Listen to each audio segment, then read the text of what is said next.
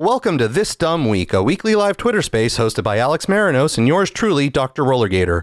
Available in podcast form on Apple Podcasts, Spotify, Amazon Music, Audible, iHeartRadio, and others. Alex, welcome back. Have you had a sufficiently dumb week? It's been okay, dumb. Yeah, no, I think we're doing great. How about you? Well, it hasn't been too bad, actually. I lie. It has been fantastic week for me. Many things moving that I've been waiting for a long time that someday hopefully I'll get to talk about.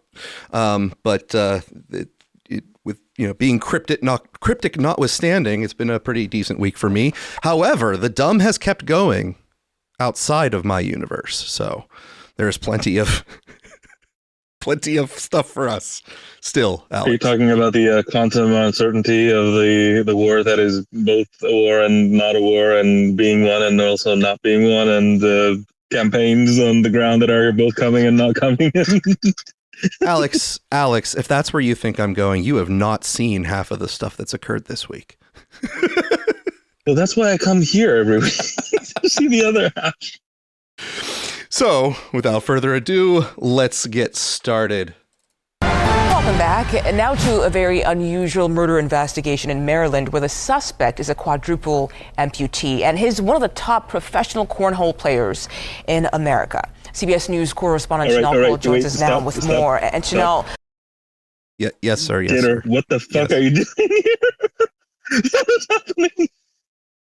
The quadruple amputee murder suspect story, Alex. Cornhole. Yes, the cornhole champion, quadruple amputee. I told you this week was exceptionally dumb. So, look, just because it's an amputee doesn't.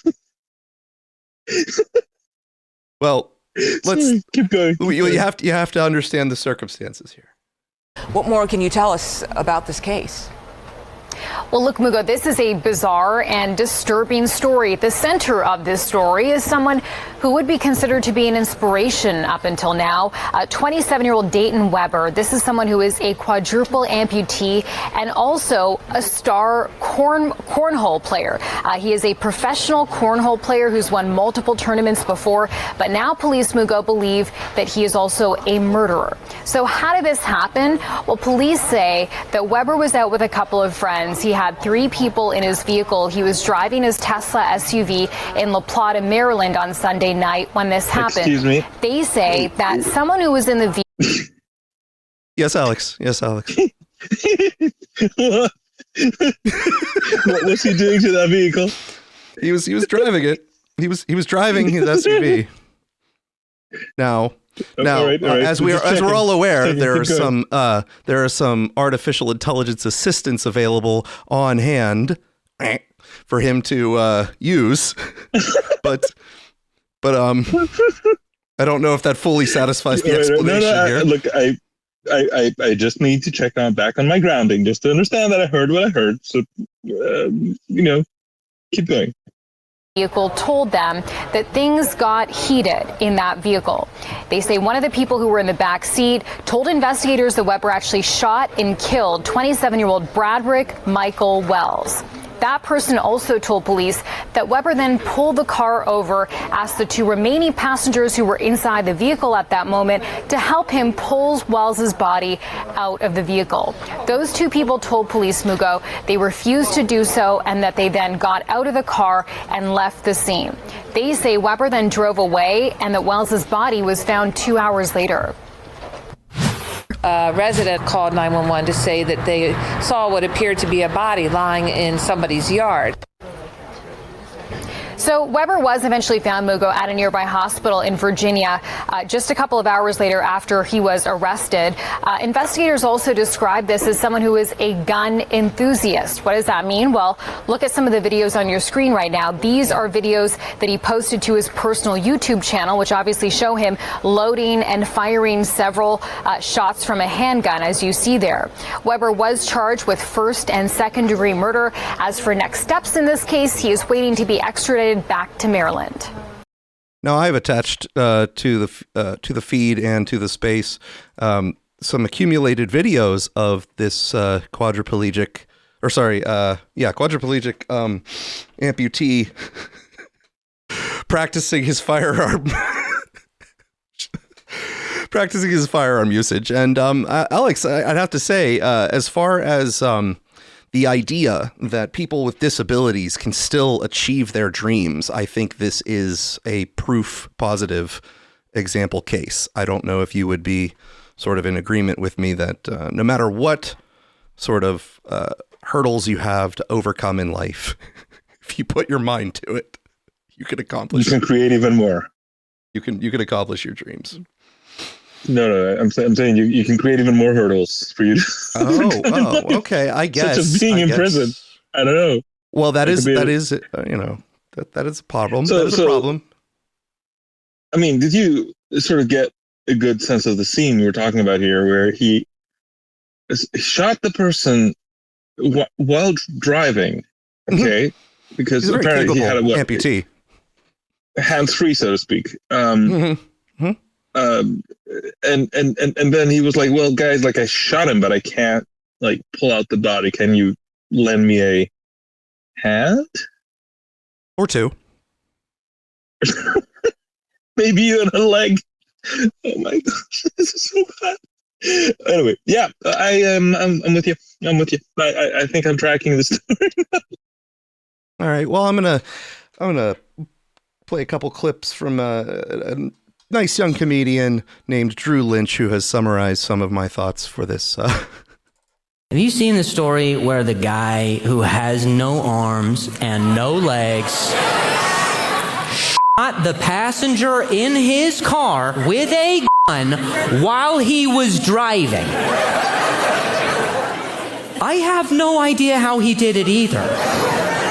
I'm just as stumped as he is.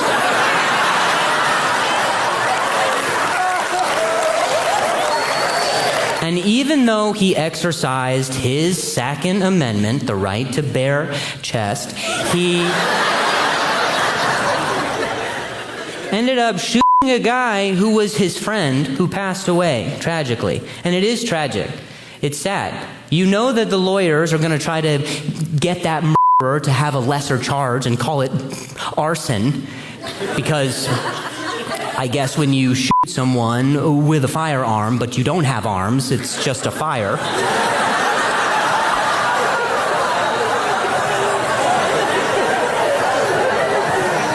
And I know it sounds like it wasn't on purpose, but apparently it was, which is very unfortunate, because if it was on accident that he shot his friend, he would have tried to revive him with CPR, which would have been the first time that it looked like the dummy was working on the person, you know? Drew Lynch is currently touring in the Northeast and for the next couple weeks, and will be then touring Texas. So if you found that good, I encourage you to go see him live, perhaps, so that we're not just stealing his good jokes. Alex, we have other incredibly dumb stories. I don't know if that one was too dumb to start with, and then the rest is going to be much less dumb. I'm not sure if that's the arrangement, but I'm just holding on for the Eric Weinstein AI psychosis case. Are we going to do that one? You'll have to bring in Eric Weinstein's involvement in any of these stories, but of course we do actually get to Traces of AI Dystopia today, God willing. Okay. So I mean, I can't. I was kind of hoping you would dig into it because it is so convoluted. I didn't know Eric Weinstein. I didn't know Eric Weinstein had some involvement or any contributed anything to the idea of AI psychosis this week. No, he's personally suffering from it. Oh, is what's happening. Okay, yeah, we have a live one. Anyway, yeah, I can tell you what I know, but it's very hard because I'm blocked. It's very hard to follow the story. All right, well, we'll try to see if we can put some of that in here as we get to the Traces of AI Dystopia. Now, Alex, you've in the past seen the California San Francisco poop map before, correct? The map that supposedly keeps track of all the street poop.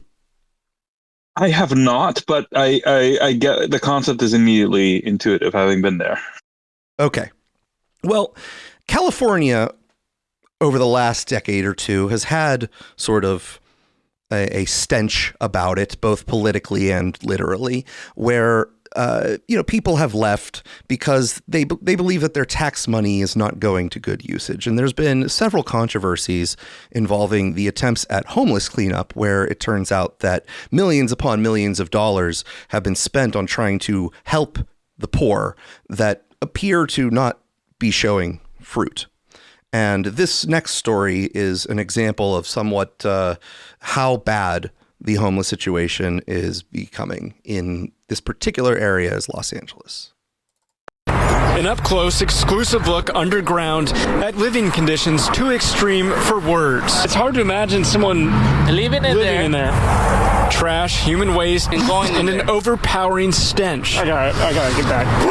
Just moments earlier, we watched someone climb out of that storm drain using the sewer as shelter. Water and food?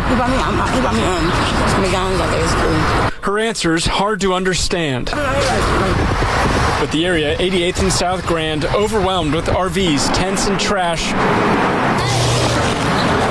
Hello, yes. Juan Nala with nonprofit Clean LA with me was picking up garbage here Monday. We got a lady living down there. When he saw not one, but two people emerge from the storm drain. I can't explain that. You know, a person living like a rat, worse than a rat. Come on. Hello. And just 2 weeks ago, it happened again. Somebody's living in there. Another street in South LA, another person living underground. It's a human being. Why are we accepting this? Why? All the officials, they have to do something. They have to fix this problem. It pisses me off. That's why I was like, what y'all doing? Finna tell them to clean it up? Neighbors angry, say they've reported the problems, but feel ignored. Like, we need y'all help. We need that money. The public here need that. A shocking snapshot of survival at its lowest point. This person doesn't deserve to live like this. Not even the neighbors.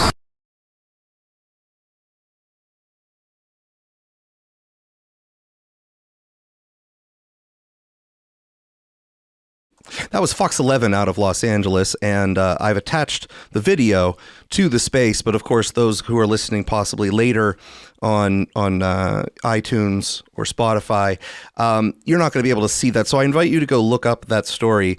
There was a woman crawling out of the sewer where she has been residing for quite some time, and now in the Ninja Turtles television show, living in the sewer might seem kind of fun and glamorous, but I think in real life it is probably less than spectacular living confinements.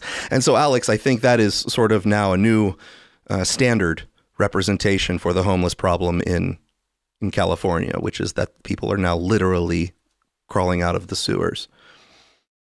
It's not a, if only we had not a centralized state and increased taxes for the rich, I'm sure we could solve it then. It's very possible. It's very possible. Because I think it's really just... Or if there's not enough money, perhaps they could take out some debt to solve the problem. Maybe that is another option. That is another option. And I think the problem will be solved if you simply give them places to live. There will be no downsides to that sort of approach. Just give them places to live. That's all they need. She's sleeping in the sewer simply because she had no home available.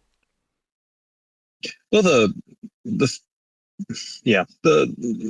mean, it's hard to know what to say to all this. It's just that there is always this intuitive response, which is like, well, you know, we just need to give more money. I mean, even somebody in the report said that. And there's something about how we think about these kinds of problems, right? Don't get me wrong. There's an intuitive sense in which you say, well, this person is missing a thing. We need to give the thing to the person. Like, you know, I understand how you come to that conclusion, but yes, there is something, you know, very, very visibly, I don't know. Have you ever looked into people who have tried to figure out where the money given to homelessness goes? Like, you know, the kind of dive deeper into the homelessness problem. Well, yeah. Whenever people are sort of not being upstanding with their intentions, meaning there are people who attempt to help the poor, who try to raise money or get grants and other types of government funding, who have the best intentions, and we could discuss sort of the second order effects, or the things that they just don't understand about the problem in general, where it doesn't pan out the way that they hope, but at least their intentions are poor. And then there are the scams, the people who take advantage of the free money sort of floating around, and stuff like that. So which version are you referring to at the moment? I'm just referring to like tracing, just, for example, in Seattle, they had like a big ambitious goal of reducing the number of homeless people on the streets by some year. I don't even remember which.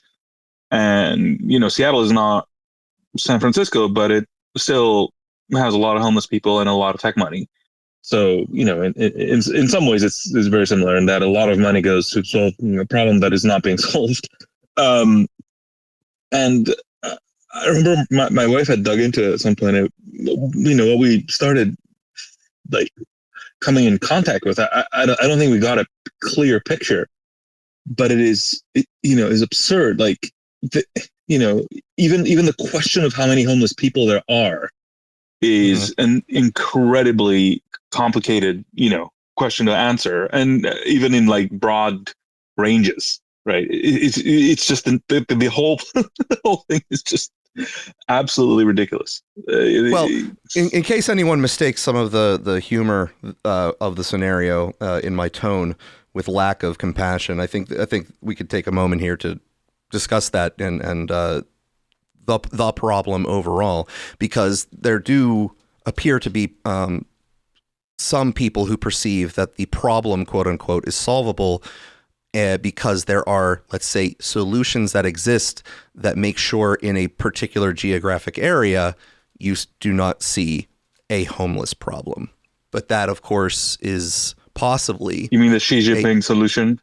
Yes, a Xi Jinping solution. So that's when a foreign diplomat or head of state comes into town and the governor decides that it is unpleasant for them to come into town and see any sort of social decay, and we want to put up sort of a Potemkin-like facade that we have our act together, and so we temporarily move them out of the area. It's almost the human version of literally throwing your dirt into the closet, your all your clothes and your miscellaneous belongings into the closet and closing the door so that it's not in the main room. Now there is in all seriousness, there is a huge problem that comes from our I'm going to call it a problem, but it's not necessarily a problem when viewed from certain perspectives. But there is a problem in the sense that we have a legal concept of individual rights that still apply to people even when they have significant cognitive disabilities, whether due to current drug use that might be ameliorated or some sort of a psychiatric issue that precludes them from being able to make truly rational decisions. There is still a set of rights that they have as a citizen that precludes the state from simply, quote, taking care of the problem, let's say by putting them into a mental facility, even if that might be in some version of the universe, the best location for them to be, because they are incapable of taking care of themselves. There's still that version of their individual rights that override the society's ability to help them.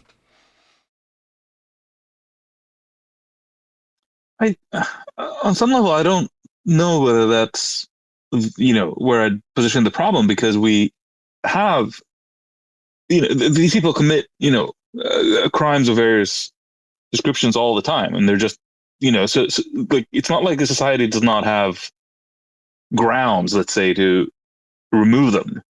It's that we don't care to, or from a compassionate standpoint, would prison, because they commit crimes, be the ideal?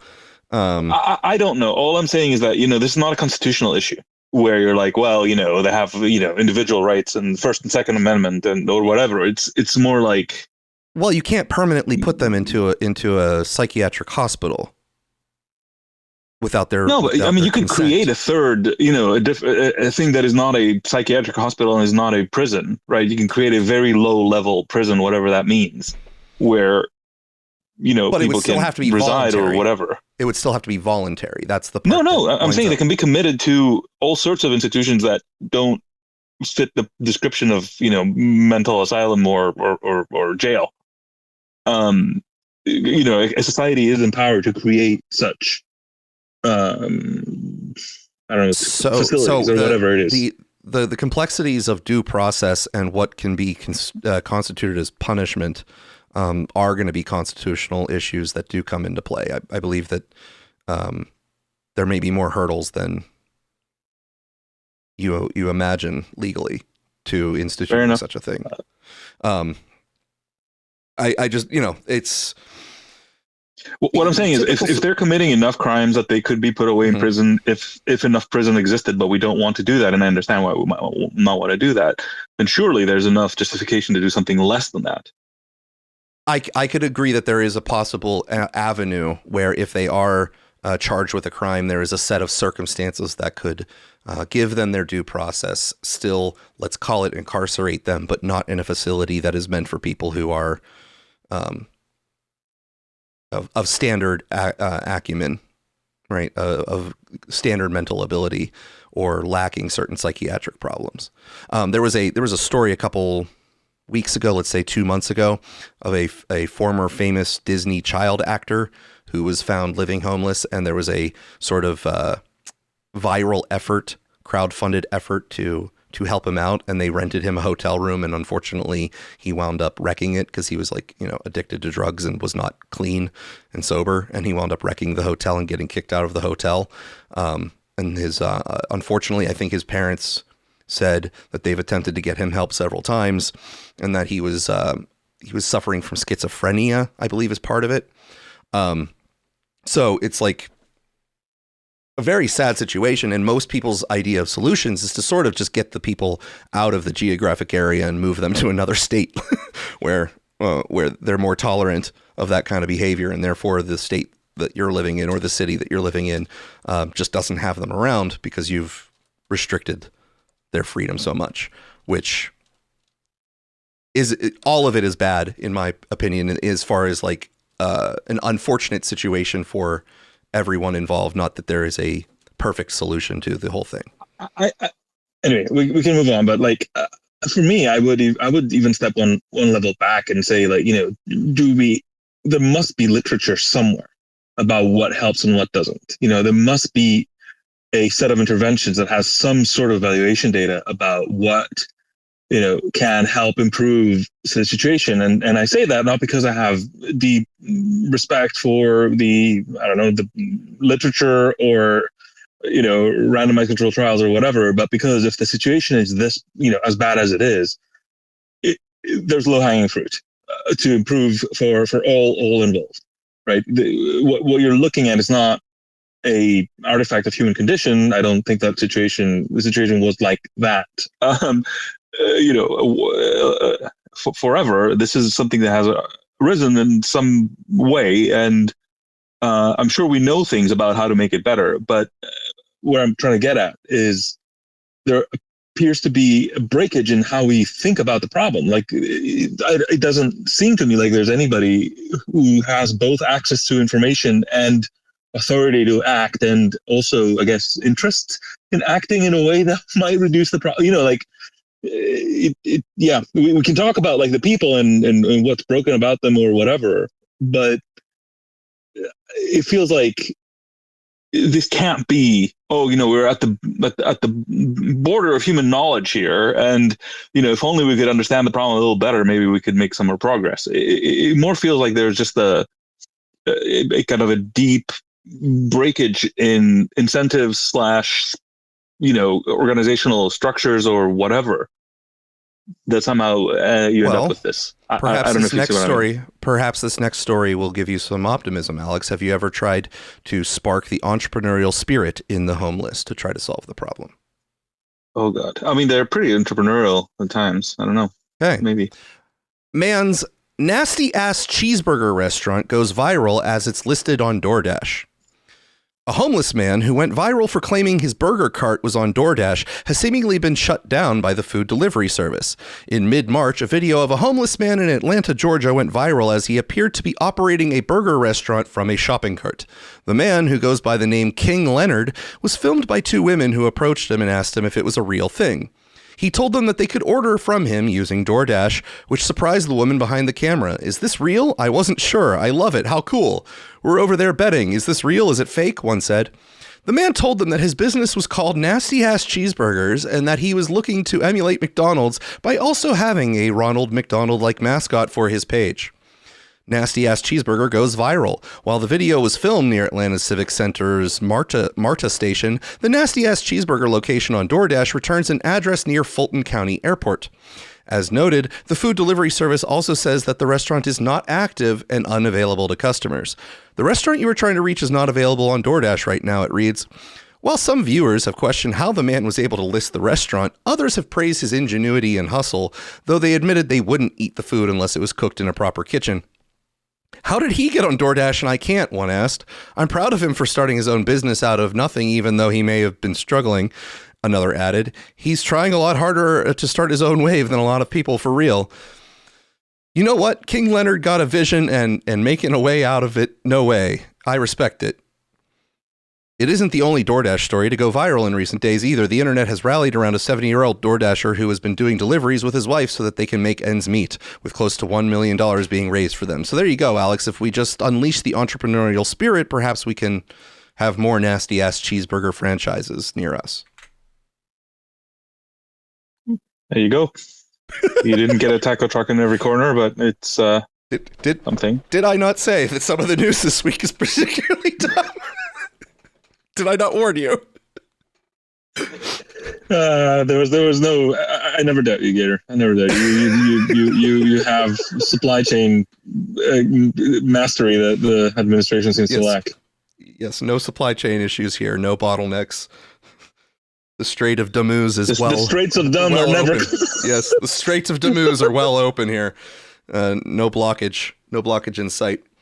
Now, Australia is not known for having the same sort of affinity for the United States Second Amendment that we have here. The right to bear arms is not something that is sacred and beholden across Australia. However, one man seemed to really bring that spirit to his abode. In a story you'll only see on KCRA. Whoops, wrong clip. Sorry, everybody. Just a couch at a place in the suburbs? No, not by a long shot. Oh, wow. The police reaction. Seeing the secret entrance revealed to a gun lover's treasure trove. Officers finding a range of weapons at the property, handguns, shotguns, more than 1,000 rounds of ammunition, plus a workbench equipped to modify firearms. Even an underground shooting range, complete with pulley system to set the target. A bunker, an underground shooting range, an arsenal of high-powered firearms right in suburban Perth. It's just incredible. The stash also included a 50 caliber rifle with ammo, a weapon designed to penetrate armoured vehicles, even buildings. We also found a suppressors, which are like a silencer. That's illegal. Body armour, illegal. Unsecured ammunition and unlicensed ammunition, illegal. Across Australia, it's the fear of police that guns like these can and do end up in criminal hands. My heart sinks every time I see a firearms burglary where more than 10, sometimes 20 and 30 firearms are being taken from a house. The bunker builder, there in the orange shirt, former professional fighter David Iceman Letizia, pleading guilty to several firearms charges. He was fined just over $3,000 with the weapons destroyed. Now that video, Alex, if you go back and watch it later, has a wonderful sort of Batman-like aesthetic to it because his couch literally lifts off of the ground to take you into his underground shooting bunker.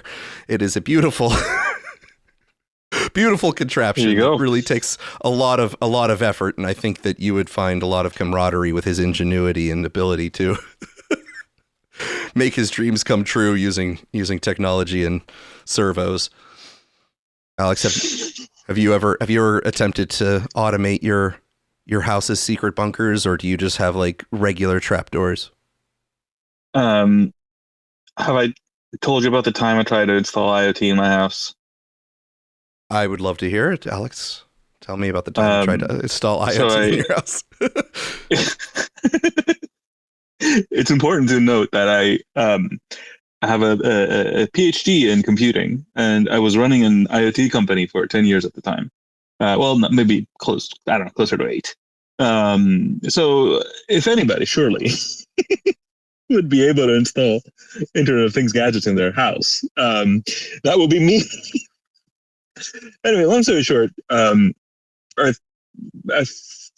tried to install various sort of gadgets and, whatever, and Google Homes and whatever.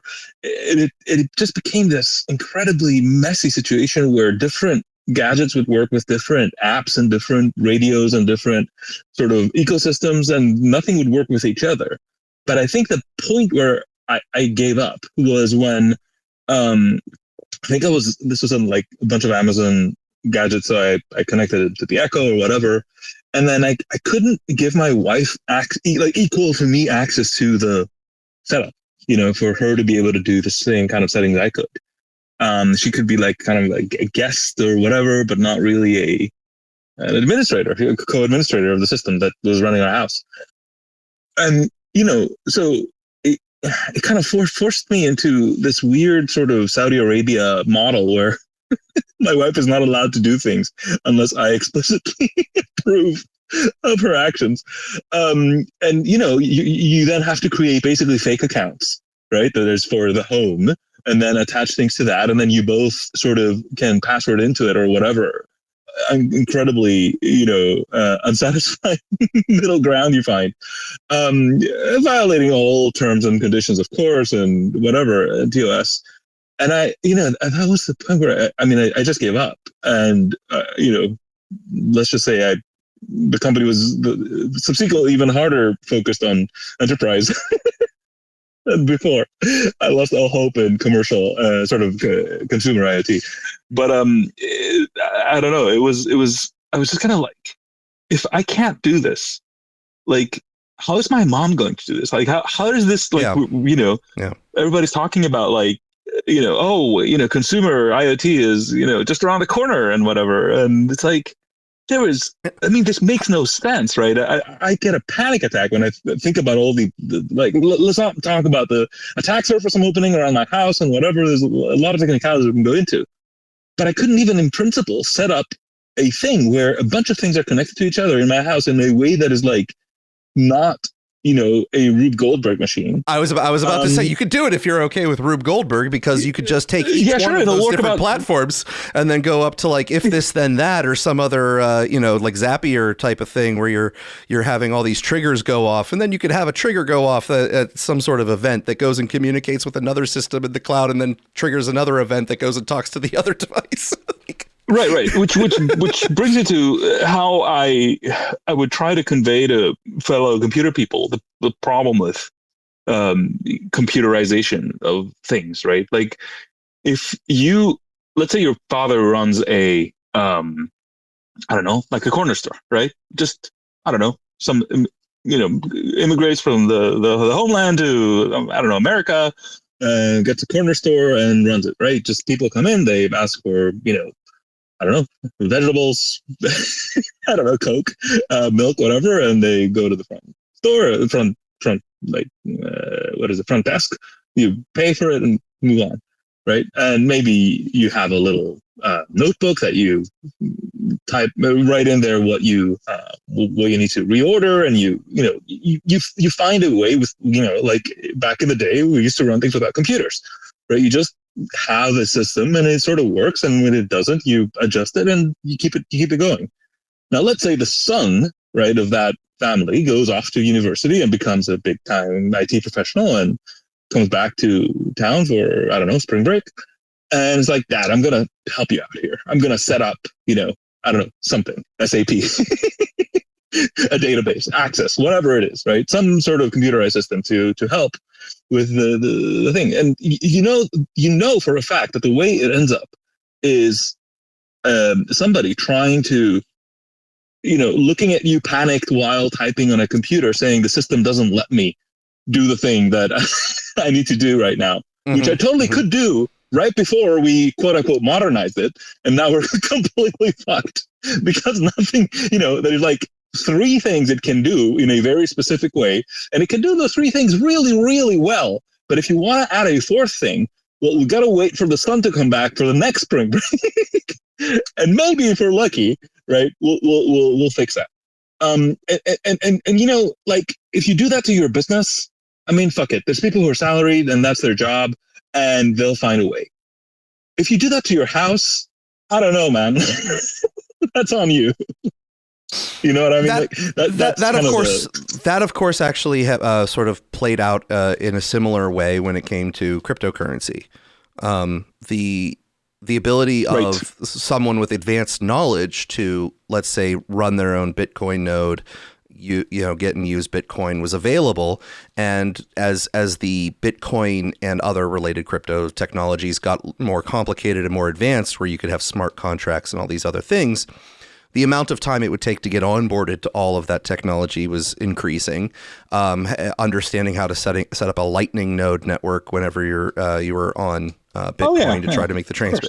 Like all of that has a huge thing, which is where then finally companies came in and became sort of pseudo financial institutions of themselves. And now financial institutions themselves are getting on board to try to make it end consumer usable, but of course, by completely removing the actual benefits that existed originally from the product. Right. So they made it really simple to get into, but now none of the features are there.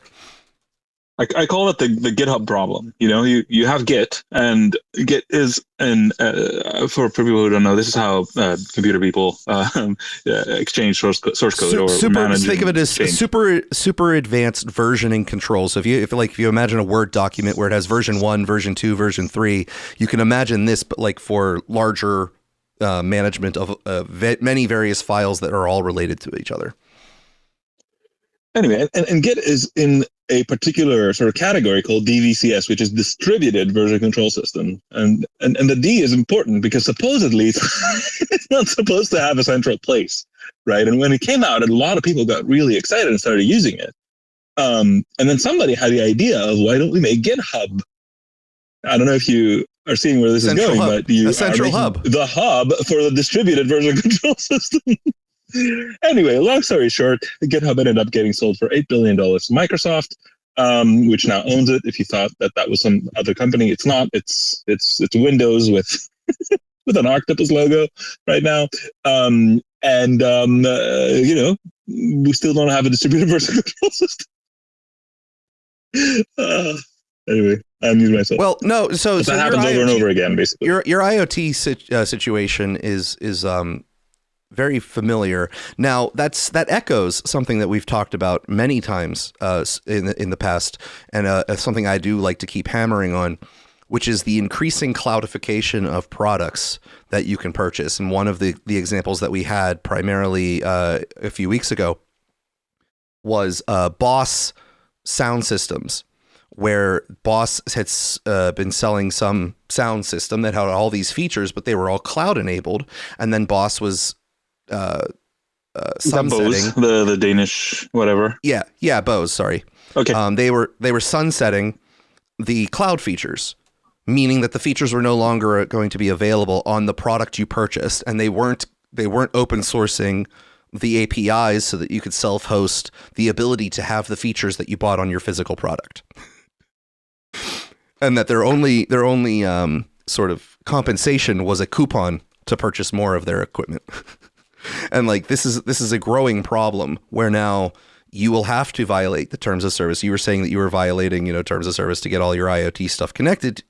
That's a growing problem. In order to be able to use your product past the company's determined lifespan whenever they shut off your cloud services, you're going to have to either have someone who can hack it for you, or you're going to have to learn how to hack it in order to be able to get to use the product that you purchased, which I think is a very bad trend for things continuing. Do you concur? So what's next? What's next? All right. Yeah, I mean, we're on the same wavelength. Right. It's one hopes AI will fix this, but one fears AI might not fix this. A lot of AI runs from the cloud, so it's the same. People are now suffering losses when they sunset a model. Like, bring 4.0 back. Oh my god, that is so I love 4.0. 4.0 had the greatest personality, so I don't think we're getting around that. Not your model, not your weights or whatever. Not your weights, not your model. All right. Anyway, so we're gonna move forward here.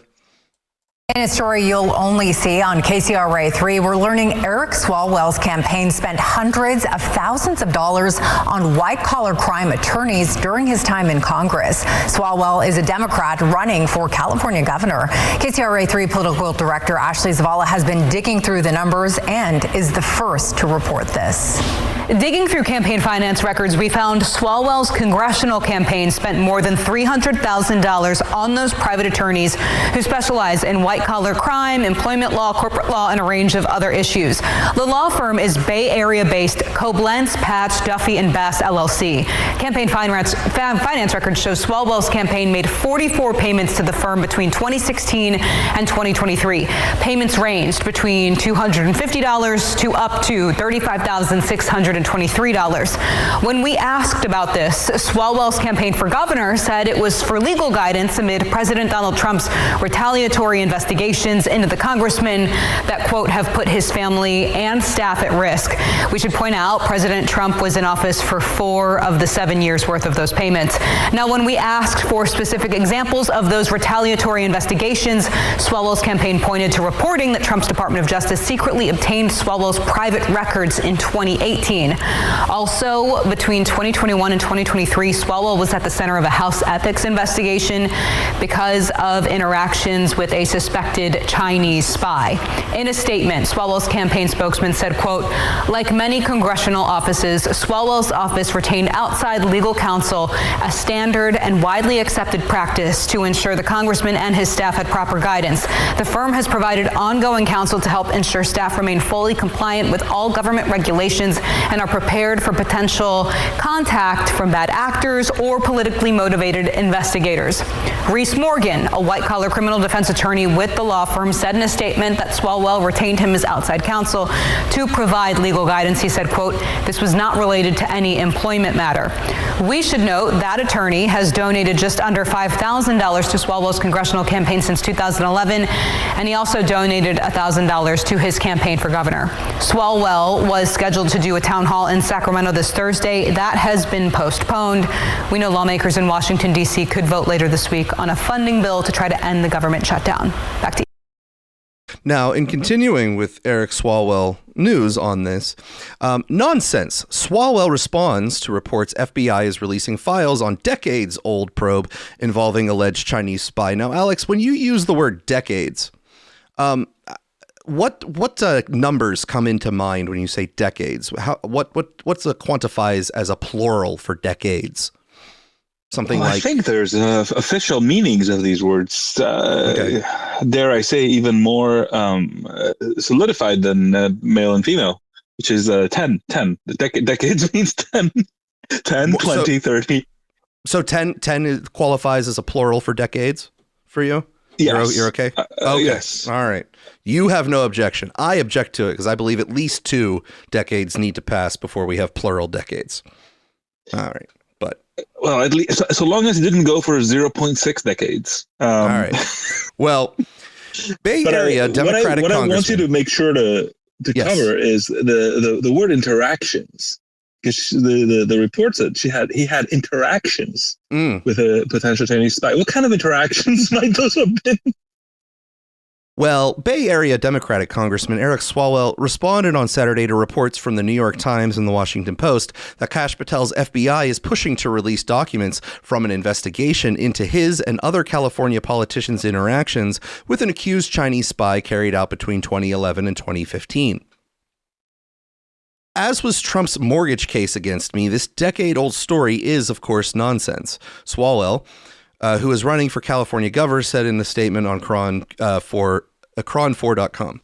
Earlier this month, Swalwell faced questions regarding his California residency from Democratic rival Tom Steyer, who leads the gubernatorial race, according to recent polls from the Emerson College Polling Inside California Politics, slammed the allegations as baseless.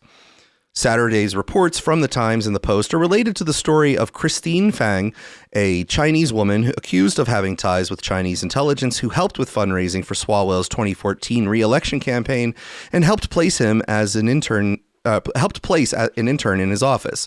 In 2015, federal investigators raised concerns about their possible connections to Chinese intelligence, after which Swalwell reportedly severed all ties, according to reports. The investigation never resulted in Swalwell being accused of wrongdoing regarding his interactions with Fang, prompting Swalwell to question the FBI's motives behind the reported release.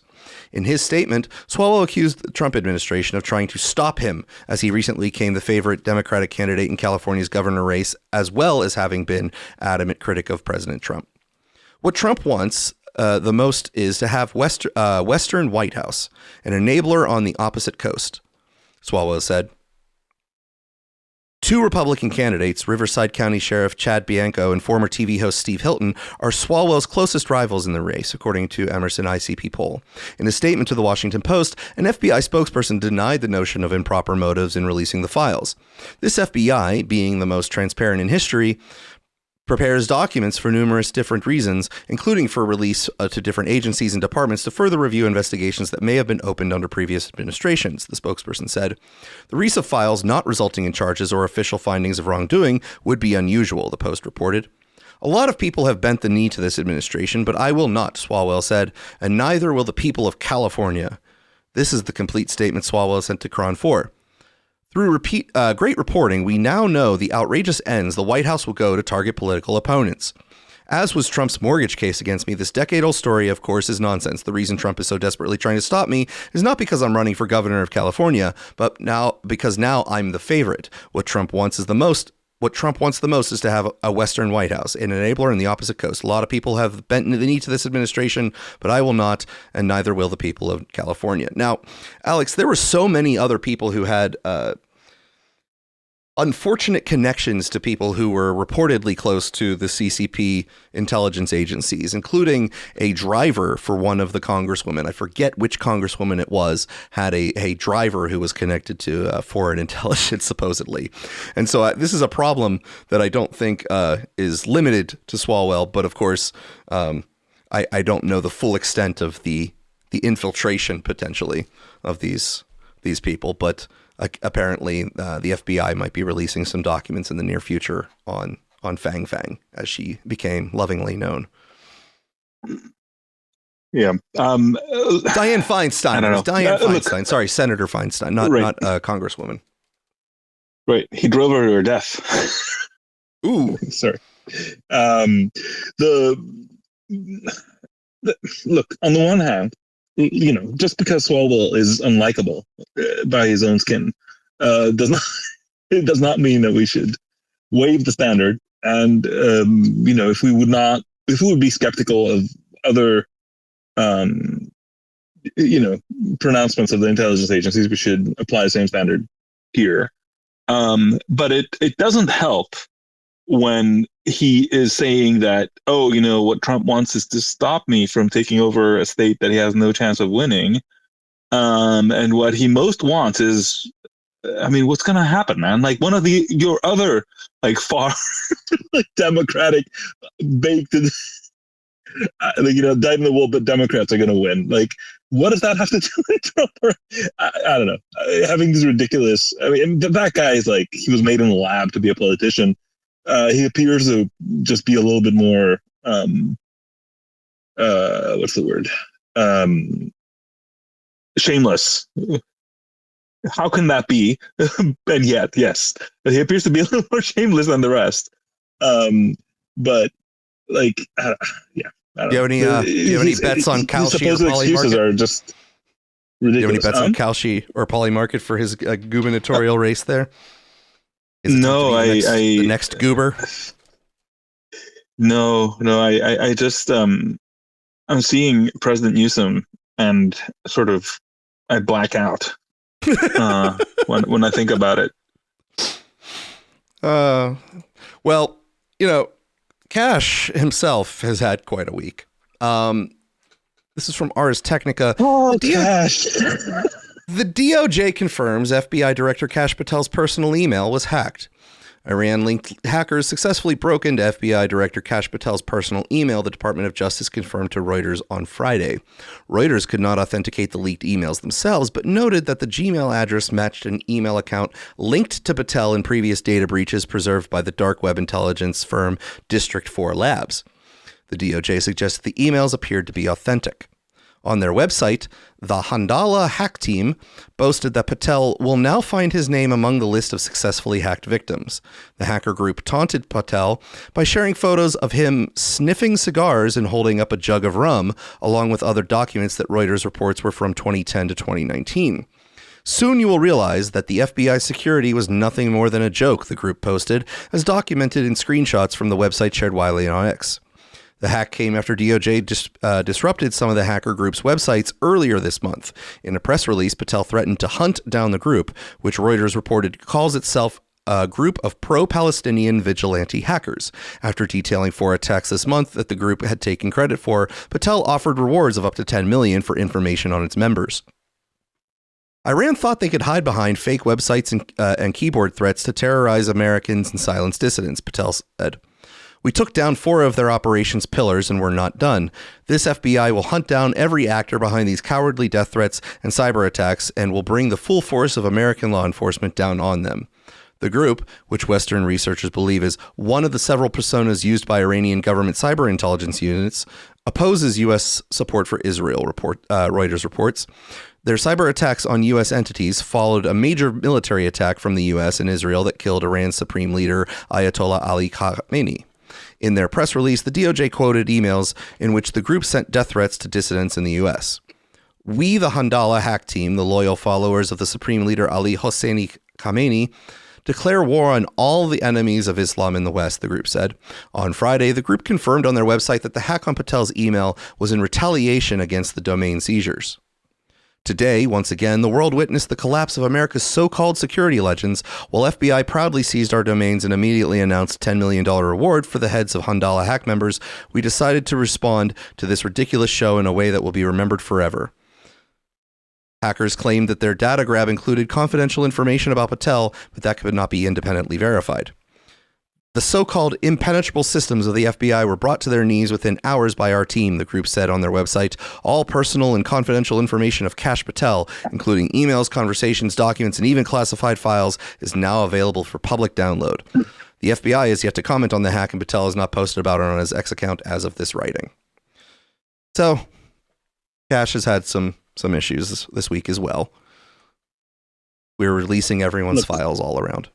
I believe one of the files identified that he has some property in India, and that he has had to register as a overseas Indian citizen, I think, in order to be able to hold that property. I mean, that's not full citizenship, but it's kind of like a halfway status, which, I mean, on some level, dual citizenship is not a problem in the U.S. as far as I know, but it's a fun fact, I guess, to know. But look, I have my problems with the Trump administration, and on some level, there are people in there like Jay Bhattacharya, for example, and some people have concerns with Jay and whatever.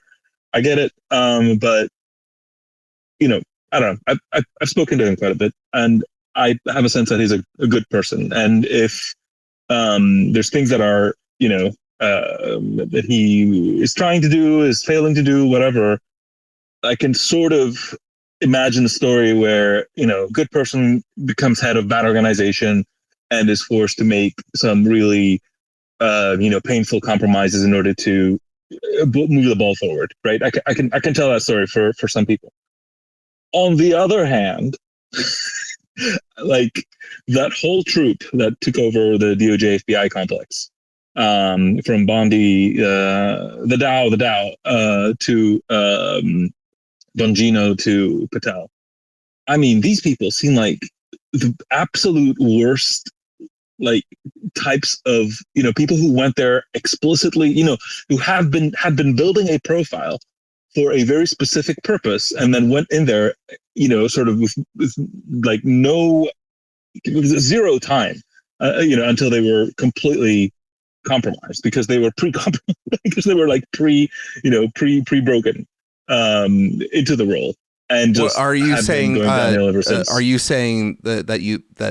what was the specific thing you were saying there, that prior to becoming appointed to these roles, that their public persona was like the perfect person to be in those roles? Like that, they were like Patel promoting themselves. Is so bad. This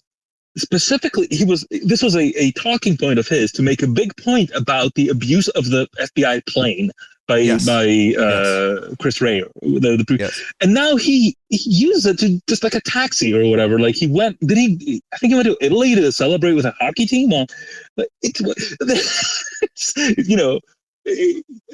Before he got appointed, he was talking about turning the FBI Hoover building into a museum to the deep state. Afterwards, he's bragging about how good a job they've done moving to this new headquarters. Like, he just like, and these are just two things that just pop to mind. Like, there's, his whole handling of a number of cases that are really important has been, not just like, oh, he didn't do a good job here, but like he actively took many steps that not only like, failed to bring truth to light, but like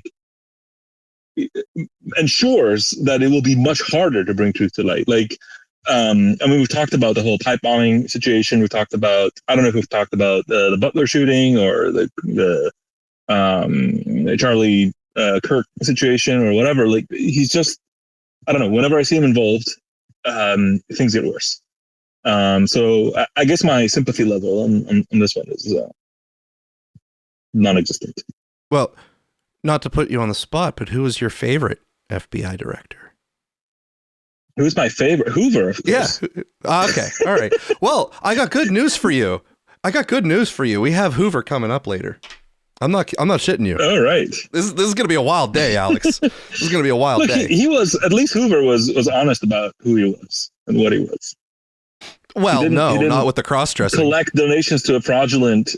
He was not open about the cross-dressing. That's fair enough. I mean, the cross-dressing by itself is a type of non-openness.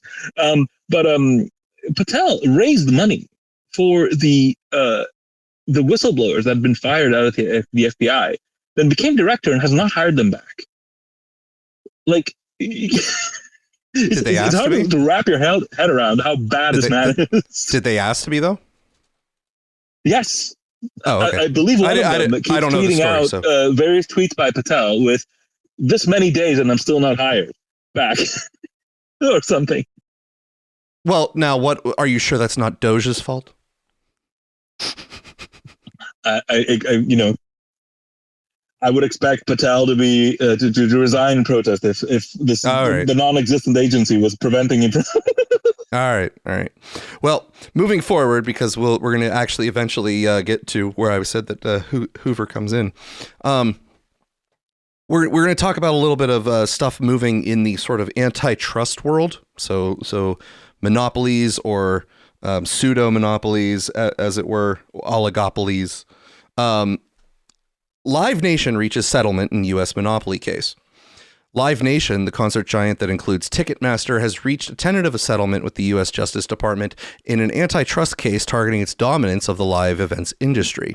The case was triggered by the chaotic ticket sale for Taylor Swift's Eras Tour, which prompted the Justice Department to label Live Nation a monopoly that controlled virtually all live entertainment in the U.S. During testimony last week, witnesses alleged the company had threatened to retaliate against concert venues if they did not use Ticketmaster's services. Under the deal, which is yet to be approved by a judge, Live Nation will allow businesses to use multiple vendors to sell tickets to fans. In addition, the company will allow touring artists to hire other promoters when performing its venues. Live Nation will also divest up to 13 concert halls, pay $280 million in damages to the nearly 40 states that were parties to the antitrust lawsuit against the California-based company. If it proceeds, the outcome will be far less severe for Live Nation than the government's initial plan to break up the company. The existence of the settlement was revealed in court on Monday. Now, this is just so you know, this story is about 2 weeks old because there's an update to the story this week, having earlier been reported by the Politico website. The situation appeared to annoy the judge overseeing the case, Arun Subramanian, after he learned that Live Nation and the Justice Department had signed their deal last Thursday. He noted that he had been kept in the dark during a meeting with both parties on Friday morning. It shows absolute disrespect for the court in this entire process, said Judge Subramanian in court on Monday. It's absolutely unacceptable.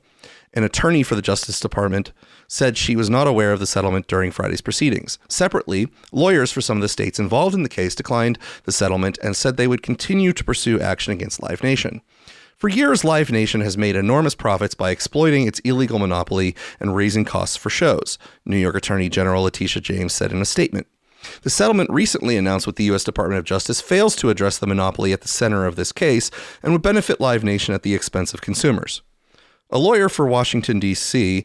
also moved for a mistrial on behalf of the states. Judge Subramanian is considering that request. Live Nation is a giant of the live music and sports. In 2025, it organized more than 55,000 concerts worldwide, drawing 159 million attendees. The firm's financial results, released last month, showed revenue in 2025 rose to $25.2 billion, up 9% from the previous year, while operating profit jumped by more than 50% to $1.3 billion. It also holds stakes in 460 venues and had controlled Ticketmaster, the world's leading ticket seller, since 2010. Ticketmaster and Live Nation have repeatedly faced criticism from those who say the firm artificially inflates costs of tickets with fees and service charges.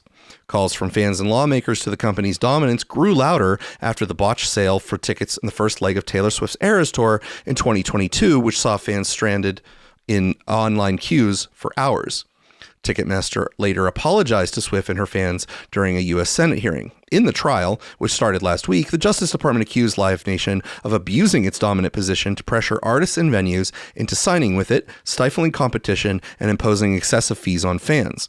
The first witness was John Abamondi, formerly of the Barclays Center Arena in Brooklyn, who testified that Live Nation CEO Michael Rapino threatened to divert concerts from his venue after it chose to work with the rival ticket company SeatGeek. On a recording of a phone call played in court, Rapino could be heard telling Abamondi that it would be a tough time to deliver tickets or concerts with a new competitor in town. Abamondi testified that he interpreted that statement as a threat and that Live Nation followed through by moving shows away from Barclays. Live Nation denied the call constituted a threat and said the venue became less popular after a rival arena opened nearby. The company had previously argued that the government's case misunderstood the complexities of the live event sector. It says that artists and their management are ultimately responsible for setting ticket prices and that venues, not Ticketmaster, receive the bulk of fees added to their ticket prices. However, for many shows in the U.S., Live Nation may own the venue or act as the artist management. Shares in the California-based company rose by about 6% following the news of the proposed settlement. Now, in the wake of that case, there was a little bit of a leak of internal communications that came out for Live Nation. Now to entertainment giant Live Nation under fire. The owner of Ticketmaster newly released internal messages show two employees joking about gouging fans with additional fees, bragging about, quote, robbing them blind. How the company is now responding. Here's ABC's Morgan Norwood. Tonight, growing backlash against ticketing giant Live Nation after two newly released internal messages showed two company employees mocking customers and joking about gouging fans with high fees.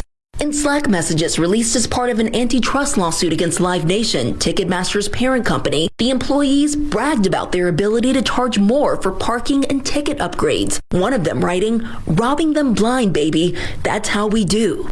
In a separate exchange, the two employees, both regional ticketing directors at the time, making fun of customers. "These people are so stupid," one wrote. "I have VIP parking up to $250, LOL. The other replied, his colleague responding, "I almost feel bad taking advantage of them." Live Nation condemning the messages in a statement to ABC News, saying they're investigating the matter, adding the exchange from one junior staffer to a friend absolutely doesn't reflect our values. ABC News has reached out to both employees and have not heard back. And just this week, the DOJ and Live Nation reached a tentative $280 million settlement aimed at boosting competition for ticket sales and potentially lowering fees for fans. But look, more than 24 states are pushing back on this deal. They say it simply doesn't go far enough. Now, Alex, have you ever been aware of some of the controversies that surround the way that Live Nation / Ticketmaster operate their business that supposedly harm the consumer in many ways? Have you ever? Yeah, I believe the broad strokes is that they looked at how the record business is stealing from customers and the audience and thought, I can do better at that. Well, what sorts of shenanigans were you familiar with? Because I've been familiar with several that they. No, I mean, you can. I don't know a lot of the details, but a lot of it looks like stacked fees plus incentive games plus lack of clarity plus regulatory capture plus you name it. It's just a ridiculous amount of market power concentrated on one incumbent that has no qualms about using it to its maximum extent. That's my vibe without having investigated deeply. Well, so part of the complaints are sort of standard monopolistic practices. So when you've dominated a market in a particular way, when you have exclusivity agreements with certain places where they can only deal with you as the ticket agent and promoter, right? You get to do all sorts of things with the price. You get to do all sorts of funny things. There's no other way that people can go see Muse at the local stadium or whatever except by going through Ticketmaster. You can't buy them in any way else. So you have the standard price jacking, and there are of course rules and regulations for certain prices that they have to adhere. And as your friendly neighborhood ANCAP, of course I might have my complaints about the rules and regulations, but they are what they are. And so they get around those by usually having all sorts of different fees that might get tacked on that they can sort of conjure up as they want to in order to tack on the price so that you get to the end of your cart and the end price is nowhere near where you started with the beginning of the cart. But one of the more complicated practices, Alex, is that there is a general law that winds up being repeated in most jurisdictions that scalping is something that is illegal. You're not allowed to scalp tickets. Okay. And the scalping market's practice. Bad. Got it. Well, the scalping practice is generally that someone buys up the available quantity of tickets so that there is a artificial lack of availability because someone purchased them all, and then that person goes and uses the sort of lack of availability as an opportunity to increase prices. Now, of course, again, as your friendly neighborhood ANCAP / pseudo economist, I can explain that that's a gamble the person is taking, that there's no guarantee that they will make a profit on such things because now that they've front loaded all of the costs on it, they actually have to distribute the inventory that they have, which is another thing. That notwithstanding, in the digital world, the ability to perform electronic versions of scalping is enhanced because you no longer have to physically sell tickets person to person. Digital connectivity allows distribution of scalping at a higher scale, but scalping is still largely illegal in different places. So Ticketmaster / Live Nation own the legal online scalping service called Ticket Hub. I don't know if you've ever heard of Ticket Hub, Alex, or if you've had the opportunity to use it. If the tickets you want are sold out. Broad sense, yes. Yep. StubHub, not Ticket Hub. That's StubHub. right. Okay. Okay. Yes. Now, what if I told you, Alex, that at certain times it appears that no actual people who want to attend a concert are able to purchase tickets whenever the tickets go on sale, yet somehow tickets are available on StubHub shortly after for multiples of the original sale price? I would believe you. So, were you to say that to me? Where there are sort of constraints in price setting for the original tickets, it is alleged, and of course, I'm not so cynical that I think there's any truth to it. It is alleged that Ticketmaster engages in the practice, and Live Nation engage in the practice of having purchased automatically the tickets that are available and reselling them through StubHub and collecting the the commission, therefore getting twice the price on it in order to up their margins on each ticket. But I'm not saying that that's happened. So those are the shenanigans they get accused of. Yeah, no, I mean, I've been hearing a lot that they have been operating through. I wouldn't call them lobbyists because they're not registered as such, but let's call them unofficial lobbyists that are close to the Trump administration and the DOJ. So this sort of last minute settlement, quote unquote, does not appear to be out of distribution for what I was expecting. Any other thoughts before we move on to another large lawsuit this week? No, but I don't know. We can move on. I do think that the whole Live Nation thing is, very much a constructive monopoly in the sort of style of old school Microsoft, in the 90s, whoever remembers that decade, where they are very much capable of controlling, mapping out the market. And I will say one thing, when they said this is a indication that the DOJ or the judge does not understand the complexities of the industry. Well, that's not exactly a defense, right? Because what you're actually saying is that we have insider knowledge that you don't, right? But then who's going to trust you with it? It's almost an argument to be broken up. You don't understand the complexities. Okay, well, that is why we're holding a trial. And perhaps yes, you can articulate those complexities. Yes. Okay, well, do tell. Moving on to the next major lawsuit. Families crying tears of joy outside a Los Angeles courthouse today after a jury returned a historic verdict against tech giants Meta and YouTube. Big Tech, your gig is over. In a first-of-its-kind case surrounding the question, are social media platforms dangerous for minors? The jury finding Meta, the parent company of Instagram, and YouTube negligent in designing their platforms to be addictive. A now 20-year-old woman who says she developed depression and anxiety from using social media as a kid awarded $6 million in damages. Parents and attorneys celebrating the landmark win. We've sent a message with this that you will be held accountable for the features. Internal company records on full display over the course of this 5-week trial, some suggesting Instagram wanted to maximize the time kids spend on the app. Meta CEO Mark Zuckerberg told the jury the company's goals changed over time, emphasizing its newer safety features for teens. But grieving parents who say they lost children to the dark side of social media huddled over a phone watching today's verdict come in. For many, this trial has served as a referendum on what they see as the dangerous and addictive features of these platforms. We've been screaming on the top of roofs about for years. YouTube owner Google saying this case misunderstands YouTube and that the platform is not a social media site.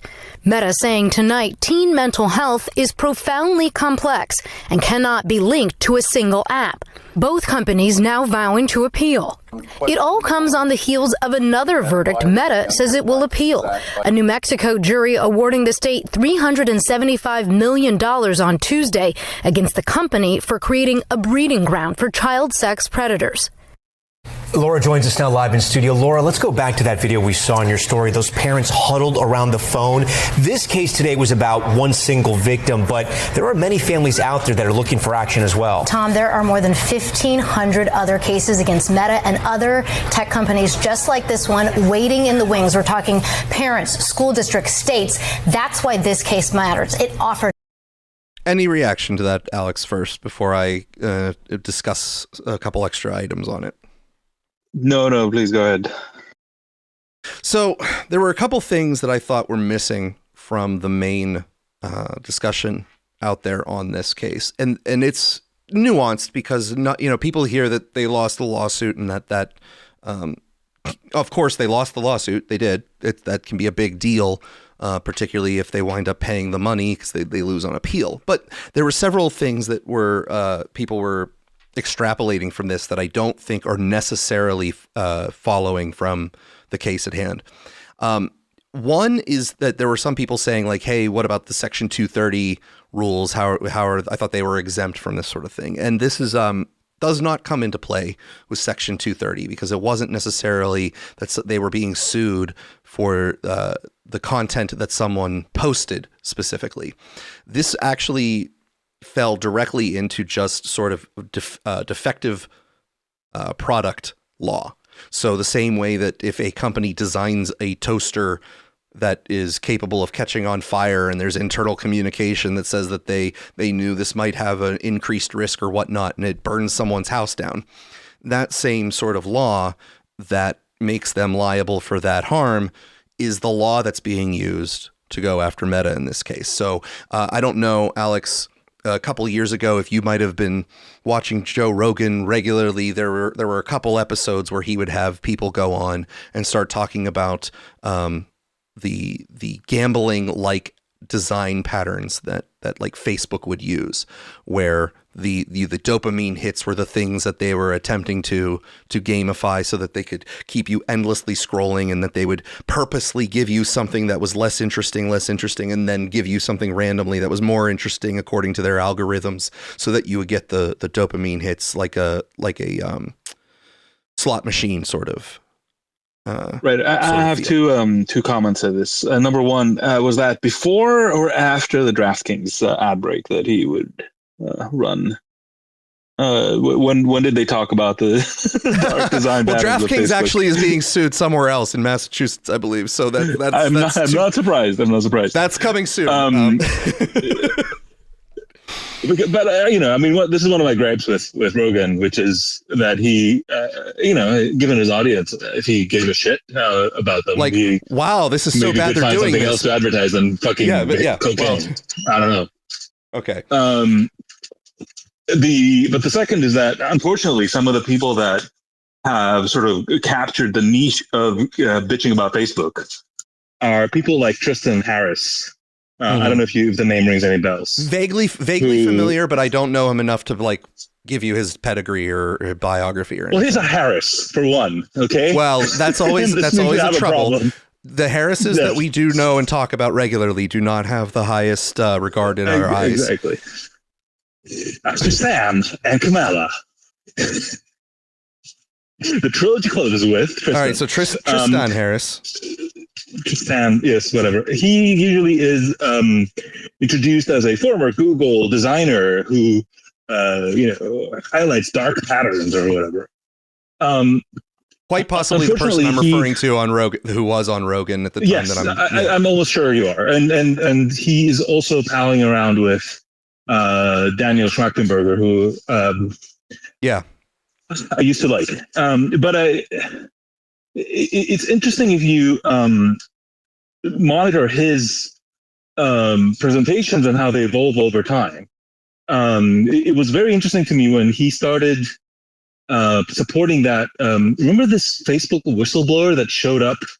And it's a ridiculous thing where like day one, she shows up, and like day three, she's like testifying to Congress, and then day 5, she's like a national celebrity. It's like, this doesn't, you know what I mean? It's like if anything has ever been less sort of authentic, I haven't seen it, because like this was very clearly looking like a governmental project to take more control over Facebook, with this being sort of the stick. Just the law firms behind these lawsuits. Whatever it was, it just seemed like ridiculous, and he was sort of lending her a lot of credence. But the where to me, where he jumped the shark is when he jumped from social media is going to destroy us to AI is going to destroy us. As soon as that sort of came into the fold, he just kind of switched over. Wait till he hears about Moltbook, which is the social media for AIs. That is the powers combined. Maybe that will save us. I don't know. Maybe he has a good feeling about that one. Oh, you think it's opposite phase? They're going to cancel each other out. The AIs are going to destroy each other or something. I don't know. Destructive interference. Is that what you're thinking here? That's right. All right. But anyway, and I've followed some of the stuff on that, and it's awful. And in general, I guess what I'm saying is that there is, the world of, criticizing social media, and this is not to defend social media, but sure. I've even dug into some of Jonathan Haidt's sort of criticisms about how, Facebook is causing depression to young girls or whatever. And it is shockingly thin. It is very heavy on the claims and very thin on the, solid evidence. And it usually, when you drill down into it, it is one study done on 14 girls that were selected in an unclear way, showed that they were maybe a little sadder or something. It really, really gets very thin very fast as you start digging into all this. So I don't know, Alex, but when a girl gets sad, a lot of people do react with a lot of emphasis. That's right. That needs to be undone. So 14 sad some girls companies need to be regulated, man. A lot of sadness, okay, that gets people's it tugs on people's heartstrings. I don't want this to be heard as me saying, there's no problem or whatever, but there has to be a middle ground where we say, we don't know. Okay. And there's a lot of complexity to go with everything, but I'm just noticing a very, very strange pattern around the kind of people that complain about Facebook being addictive to young people or whatever. I mean, which it is, but beyond the pale. Let's be fair. I mean, the people, everyone sort of has their own moment where they go wow, I need to spend less time on this thing. I have so many other things to do. So, the self discovery of that problem. If they're addicted to Facebook, that's on them. You know what I mean? Who the hell is addicted to Facebook at this point? You got to be addicted to some better social network. Yes, surely. That's very, very true. Now, the second thing that I noticed that people aren't really discussing is that this is limited to California law. So this particular outcome is limited to California's law, meaning while there may be plenty of attempts going across the country in different states to attempt to get similar rulings from different companies that maybe weren't a part of this one, this is not a federal. This wasn't a federal case. It was held in the Los Angeles Superior Court. So it was limited only to the California law and therefore is not a federal standard now. So whatever product law this was relying on is not federal, which means that it is not just going to be open season. The people will have to have standing in California law if they were ever to use this as sort of a precedent in there. Not that it necessarily could be used as a precedent, but at least in California, you could find a jury to side with you. So those are the two things I felt. If you can't find a jury to side with you against a big corporation in California, I think your case is a problem. Now, I'm going to read a little bit from the complaint because I think you will hear all of the hallmarks of the stuff that you might have. If it was Tristan Harris on Joe Rogan, that you basically could have just taken that episode and written the complaint based off of that. So here we go. The defects in defendants' products vary by platform, but all exploit children and adolescents. They include, but are not limited to, an algorithmically generated endless feed to keep users scrolling in an induced flow state, intermittent variable rewards that manipulate dopamine delivery to intensify use, trophies to reward extreme usage, metrics and graphics to exploit social comparison, incessant notifications that encourage repetitive account clicking by manufacturing insecurity, inadequate, essentially illusory age verification protocols, and deficient tools for parents that create the illusion of control.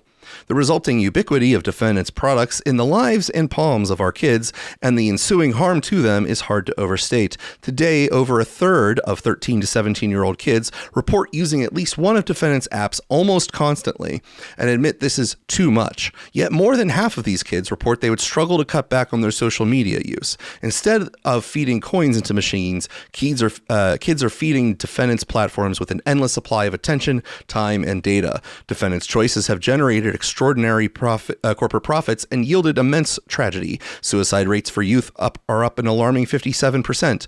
Emergency room visits for anxiety disorders are up 117%. In the decade leading up to 2020, there was a 40% increase in high school students reporting persistent sadness and hopelessness, and a 36% increase in those who attempted to take their own lives. In 2019, 1 in 5 high school girls had made a suicide plan. In 2021, 1 in 3 girls seriously considered attempting suicide. Children and their parents and guardians across the country have struggled to cope with the severe, lasting damage visited upon the families by anxiety, depression, addiction, eating disorders, self-harm, suicidality, and loss of outliving one's child. Now, Alex, there is an interesting component to this case in that majority of the harms listed in the lawsuit, in the complaint, as attributed to the girls that were representing the defendants, or the plaintiffs rather, is this all came under the COVID era. So the major part of the harm involved a extremely unique social situation. Like society had a very, was going through a very weird period at that time, and what was going on with children and their ability to interact socially in a normal sense was disrupted. So I don't know. It obviously didn't affect the outcome of this case, but I find it very interesting that was maybe a perfect storm of situations that could have affected their. You are touching on, like, there's a general version of your point here that I think is worth being made, which is, if I were to make if I were to take this argument, copy paste it on vaccination, say, right? Like the classic, we used to have only 5 vaccines in 88 and now we have 50. And here's a bunch of things that were worse about young people now than then, in a quasi-objective fashion. Okay. I would be laughed out of the court. Actually, never mind. There is no court. There's a law that says that you can't actually take that case to court, and you have to go to special adjudication, whatever. If you have that. Besides sort of making my shitpost of a point, there's a deeper point here, which is that our evidentiary standards are all over the shop, right? Something happened, time passed, and then something else happened. Right here, apparently, is evidence in a court case. Elsewhere, it's like, well, do you have 1,000 people that this has been tried on and they have been tracked after being randomized, and then you can tell us no? Well, that's because your thing doesn't work. Your model is bad. Right here, it's like, well, just a bunch of people, the sadder. I do realize that years passed and the world has changed, and there was a COVID and a bunch of other things. But let's face it, it was Facebook. I also enjoyed tremendously the list of complaints about Facebook, because it was literally everything about Facebook. They weren't particularly incensed about one feature or the other. It was just it described Facebook itself. Well, there are actually a lot of defendants on here. So it was Meta Platforms. Let's see here. ByteDance. They own TikTok. Alphabet was even on here because they own YouTube. So there was at least 3 main total. Well, good news for ByteDance. They're off the hook. So it wasn't just Meta. Now, the interesting thing in that ABC News clip, I don't know if you caught it. YouTube argued they weren't a social media platform. Now, I don't know exactly where some of the takes on there. You could call them an anti-social media platform. So I don't know exactly. I don't know exactly where the delineation of feature sets goes between social networks. Yeah, of course. I'm joking. Not, but I think YouTube should largely classify, because of the way that it has been used since its inception to be a social platform with comments interacting with the creators and things like that in particular. I mean, I believe our very presence on that platform has made it worse. I hope we're not sued for it. All right. Now I'm going to open this up to comments as we move forward, because Alex, this next section, I have to apologize in advance, because all of the things that we talk about on this show are all colliding and coinciding into one story somehow. So I don't know what to do with this. Apology accepted. Apology accepted. I don't know what to tell you. I do think there's, we have to start sort of monitoring a convergence, of all the things like the media, AI, politics, David somehow, Tesla. I don't know. Just get a. You're not going to see it at first because this is going to hit you out of left field. Whenever you finally hear the parts that all intersect, you're going to go, oh no, how does this, how? All right. All right. I'm ready. Since nobody's yet requesting to speak, we're going to move forward here. Tonight, the urgent search after the mysterious disappearance of a retired Major General who once commanded the Air Force Research Laboratory overseeing cutting-edge technology. Authorities say 68-year-old William McCaslin left his New Mexico home nearly 2 weeks ago and hasn't been seen since. Authorities say McCaslin likely left on foot, leaving his cell phone behind, and they're concerned for his safety because of unspecified medical issues. Late today, authorities released this photo of McCaslin saying he may have been wearing the same green shirt when he vanished. They say his hiking boots, wallet, and a revolver with a leather holster were also missing from the home. Over the weekend, search and rescue teams along with the FBI returned to trails McCaslin hiked near his home. They say a shirt was found there, but it's not clear whether it belonged to him. Before his retirement in 2013, Major General McCaslin held some of the most sensitive positions in the military, working on space research and reconnaissance, and he later worked briefly as an unpaid consultant for a group researching UFOs. McCaslin's wife says on social media she doubts his military background is related to his disappearance here. Police say so far there is no evidence of any foul play. They are asking for the public's help to try to find him. Trevor Ault, ABC News, Los Angeles. Retired Air Force Major General 68-year-old William Neal McCaslin vanishes from his Albuquerque home in the middle of the day. No phone, no glasses, no sign of a struggle, just gone.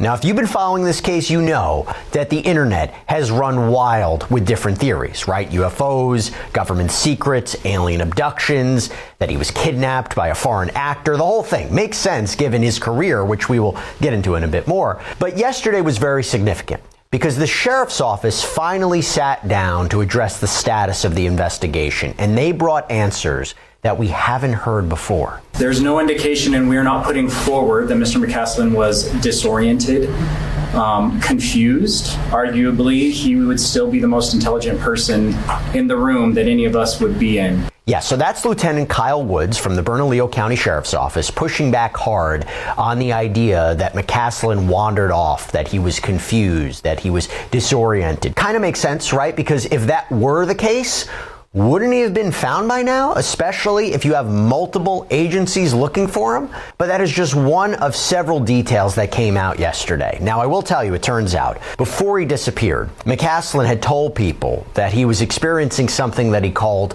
mental fog. And that is possibly why a silver alert was issued. Not because he had dementia, but out of what authorities are calling an abundance of caution. Now, we usually see a silver alert with missing elderly and vulnerable people. So this adds a new dimension, and we're going to talk about it a little bit more. But what about this? Some items that we thought were missing, apparently they were found at the family's second home in Pagosa Springs, Colorado. But some of the very key items, like his gun, his wallet, those are still gone. So we still don't know exactly what he was wearing when he vanished or what he had with him. And when a reporter flat out asked during this press conference about the UFO conspiracy theories, the sheriff's office was pretty direct. Just because it's crazy doesn't mean it's not true, but we have to look into the realities. I appreciate that there's a community that wants to go down the rabbit hole of UFOs. I don't have a way with which to pursue that. We can only go off of fact at this point. Now, by the way, we have more we're going to get into from this presser, a lot more, but I do want to say it's kind of interesting when you hear that response, because I've talked about it before with guests on the subject. I mean, even if local law enforcement wanted to research his background and his work and his connections, how limited would they be? Would they have access to classified information? Would they get clearance? I know there's federal authorities a part of this, but I think that could be, that maybe is a complicating factor. We don't know, or it's not relevant to the investigation into his disappearance. I don't know. But here's the question. Where does that leave the search for McCaslin? Because it's been weeks. There's been no confirmation confirmed sightings as far as we know, no direction of travel.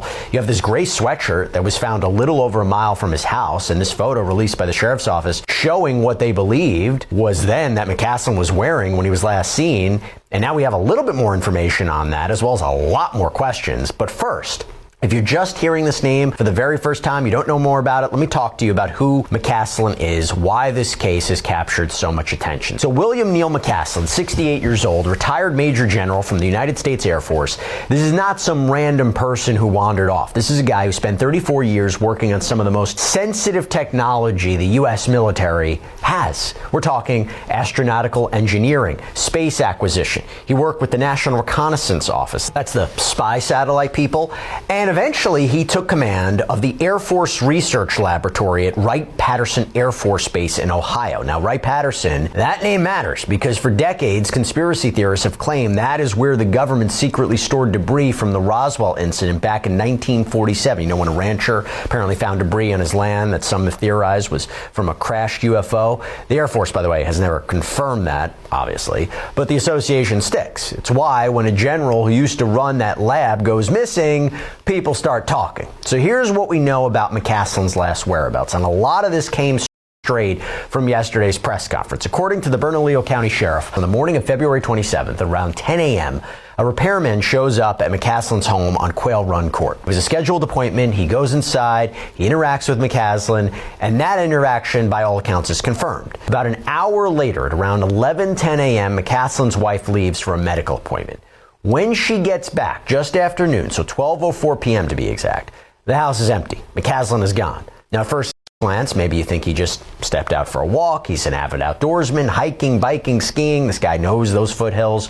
But here's where it gets strange. McCaslin left behind his phone, still sitting on the counter, his prescription glasses, his wearable devices, his watch, right? All of it just sitting there. And during the press conference, Woods addressed just how unusual that is. His wearable devices and taking his phone were common practice with him. That is out of the norm. We said from the get-go that this was an abnormal behavior by his part, and thus we are looking at every possible aspect of it and willing to unturn any stone that we can in order to help identify where Mr. McCaslin is. So by that afternoon, his wife reports him missing, and immediately the sheriff's office issues that silver alert, which we mentioned. And that silver alert, by the way, has been a point of confusion. So you see the sheriff's office taking some time to clear it up. With New Mexico state statute, a silver alert does not require a formal diagnosis of any mental deterioration. The reason being also is because Mr. McCaslin is over 50 years of age. He did state that he was experiencing a mental fog, and because of this information that we received, we decided to do a silver alert. Mr. McCaslin, it was confirmed, was looking in to some of his mental fog, but out of respect for the family, I will not go into any further detail on the state of any of his any type of mental issues. So yes, you see that reference to mental fog, but again, the sheriff's office is clear. This guy is highly intelligent, is not suffering from diminished capacity in the way that I think was maybe first assumed. But again, the key point, investigators say they have no indication that he was confused or disoriented on that day. But the search begins, and it is massive. We're talking because when a retired Air Force general with ties to Wright-Patterson vanishes under strange circumstances and his name happens to show up in seemingly hacked emails discussing UFO disclosure with Blink-182's Tom DeLonge, people are going to talk. Trust me, they have. In fact, McCaslin's own wife apparently watched all this speculation unfold in real time. She decided to address it directly early on. Right after he disappeared, she posted just a simple plea on Facebook, asking anyone who might have seen him to come forward. She wrote, "He appears to be on foot, so foothills, open space, national forest, wilderness seem high priority search." But then, about a week in, with no sign of him and the theory swirling, she posted again. And this time, she went point by point through the rumors. She said he doesn't have dementia. He was not confused or disoriented. She addressed the UFO stuff directly. She confirmed McCaslin did have a brief association with Tom DeLonge after retirement as DeLonge became more interested in extraterrestrial life. His wife says he was an unpaid consultant on military and scientific matters, but she was very clear he does not have any special knowledge about Roswell or alien bodies stored stored at Wright-Patterson. And then she added a little sarcasm. She said, quote, though at this point, with absolutely no sign of him, maybe the best hypothesis is that aliens beamed him up to the mothership. However, no sightings of a mothership hovering above the Sandia Mountains have been reported. Now, I actually spoke about this with a prior guest, and I said, would she know what he was privy to as part of his job? Interesting thing to think about. Now, here's the thing that has kept the theories alive. It seems back in 2016, when WikiLeaks released a batch of hacked emails from John Podesta, Hillary Clinton's former campaign chairman, in those emails, there were multiple messages from Tom DeLonge. And in one, DeLonge tells Podesta he's been working with a retired general, a guy who used to run the lab at Wright-Patterson, a guy named William McCaslin. So DeLonge writes, quote, when Roswell crashed, they shipped it to the laboratory at Wright-Patterson Air Force Base. General McCaslin was in charge of that exact laboratory up to a couple years ago. He not only knows what I'm trying to achieve, he helped assemble my advisory team. So you've got McCaslin's name, Wright-Patterson, Roswell, all in the same thing here, and that same general is now missing. And you can see why people haven't let this go. And earlier we talked about the sheriff's office pushing back on the UFO theories that have come up, as well as whether or not McCaslin could have been abducted. Here's what they had to say. How does a law enforcement agency investigate cases like this when there's that conspiracy theory groups that come up with these outlandish claims or rabbit holes? Well, just because it's crazy doesn't mean it's not true, but we have to look into the realities. And so we look into what's brought to us, and then we have to pursue what facts we can find, as the sheriff indicated. I appreciate that there's a community that wants to go down the rabbit hole of UFOs. I don't have a way with which to pursue that. And so those theories have to be set aside unless we were to find something that indicated that. So we can only go off of fact at this point. Yes, ma'am. So, Alex, I don't know if you expected the Pizzagate WikiLeaks releases to be involved in this missing UFO general here. I'm not gonna lie. I was hoping I was expecting the mental fog to be a COVID shot thing. But okay. Well, so there's also some potential ideas of connection, because it is his where he was in New Mexico at times was very close to Zorro Ranch. Mm-hmm. So. Have we looked in the Epstein files for his name at all? I did not yet, as of this thing, but this is coming into the moment where a couple weeks ago we have Barry Obama just offhandedly going, UFOs exist, Trump going, okay, we're going to release the UFO files, and now a top secret general is now missing with supposed information, right, that is in that world, working with Tom DeLonge from Blink 182. I don't know if this story is weird enough yet for you, Alex. Does it get weirder? Is this Tom DeLonge? I don't know.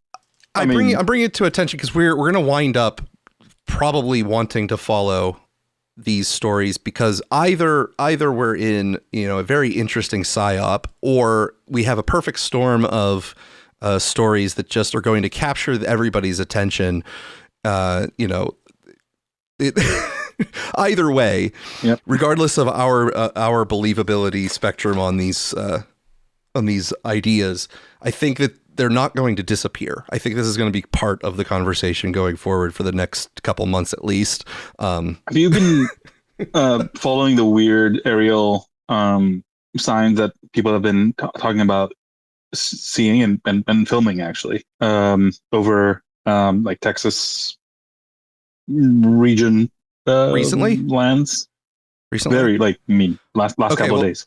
In the last couple of weeks, there were some, asteroids and things like that were entering Earth's atmosphere that were causing a lot of chaos. There was one that flew over Ohio / the western PA border that crashed, and it was like 3 tons or something like that. An asteroid that was 3 tons that crashed and made a large boom that measured on the Richter scale or whatever. So there were some things over Texas that I knew they saw. I don't know if this is related to what you're referring to. What are you referring to with what they filmed? There's a like, if you look it up, there's a lot of activity right now. I think like I saw one from Owen Schroyer where he himself was like, look, I just saw this thing. I don't know what it is. I'm not telling you what it is. It's just like, I was right there. I saw it with my own eyes and stuff. And people were like, yeah, this is not what a sort of falling object looks like. And he couldn't video it, he said, but there was a lot of video of it. Okay. People were let me put it this way: people were compiling threads with multiple, the best videos of the thing. Like, it wasn't like, oh, there's a couple. It's like, no, there's so many. We are now selecting the most, the clearest ones or whatever. So something definitely happened. Well, as to what it was, I've heard it a lot. Because this general supposedly has a relationship to Roswell, New Mexico. I have procured a little bit of a documentary that was made in 1979 that went through the Roswell incident, and at the time recently released government materials about that event. And this is where J. Edgar Hoover comes in. In response to a government request to investigate UFOs, Mr. Hoover wrote, and we quote, "I would do it, but before agreeing to do it, we must insist upon full access to discs recovered. For instance, in the LA case, the Army grabbed it and would not let us have it for cursory examination." End quote. This memo clearly indicates that Mr. Hoover considered UFOs a very serious subject that should receive top-level security. One of the events that may have contributed to the opinions reflected in Mr. Hoover's memo is the apparent recovery of the wreckage of a crashed UFO by the United States Army. This happened on July 8th, 1947, and involves Major Jesse Marcel, who was, at that time, the intelligence officer at Roswell, New Mexico Army Air Force Base, the only atomic bomb wing in the world. Major Marcel is a combat veteran who shot down 5 enemy planes in World War II. A local rancher brought Major Marcel to a crash site located on a remote area of his ranch. They were astonished to find the vast amount of wreckage. One thing I was certain of, being familiar with all air activities, that it was not a weather balloon, nor an aircraft, nor a missile. It was something else of which we didn't know what it was. There were just fragments strewn all over the area, an area about 3/4 of a mile long and several hundred feet wide. So we proceeded to pick up the parts. A lot of it had a lot of little members with symbols that, to me, I call them hieroglyphics because I could not interpret them, could not be read. They were just like symbols of something that meant something. These little members could not be broken, could not be burned. I even tried to burn that. It would not burn. See, that stuff weighs nothing. It's not any thicker than tinfoil in a pack of cigarettes. Says, I tried to bend this stuff. Says, it will not bend. Says, we did all we could to bend it. It would not bend. Says, we even tried making a dent in it with a 16-pound sledgehammer. He says, still no dent in it. A woman working in a radio station in Albuquerque, New Mexico, started to transmit on a news wire the story of Major Marcel's recovery of a crashed flying saucer.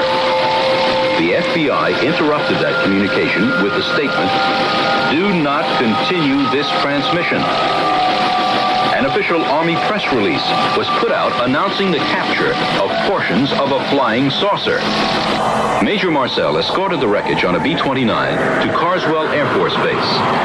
The press was waiting for him, but he was told not to say anything by his commander, General Ramey. The newsmen saw very little of that material, a very small portion of it. And none of the important things, like these members that had these hieroglyphics or markings on. They wanted me to tell them about it, and I couldn't say anything. And when the general came in, he told me not to say anything, that he would handle it. The reason that this story has remained hidden from the public for over 30 years is that General Ramey released a cover story at that point saying that the crashed flying saucer was really a weather balloon. The press around the world accepted that statement. The documented testimony of one of Major Marcel's B-29 crew members reveals that the UFO wreckage was removed from their B-29 by armed guards and placed on another aircraft. This seems rather strange treatment for the wreckage of a weather balloon.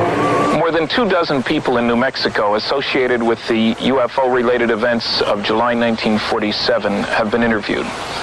We have verified every statement made by Jesse Marcel. A well-respected New Mexican engineer, Barney Barnett, has reported that a flying saucer crashed just outside of Socorro, New Mexico in early July 1947. Since this is the same date and very close to the location where Major Marcel recovered a crashed UFO, it seems probable that the crashed UFO Mr. Barnett reported is a larger piece of the crashed UFO Major Marcel recovered. Mr. Barnett saw a number of dead alien bodies extracted from that wreckage. He was accompanied by members of an archaeological expedition. A military group came along, swore everybody to secrecy, and carried off the saucer and the dead alien bodies.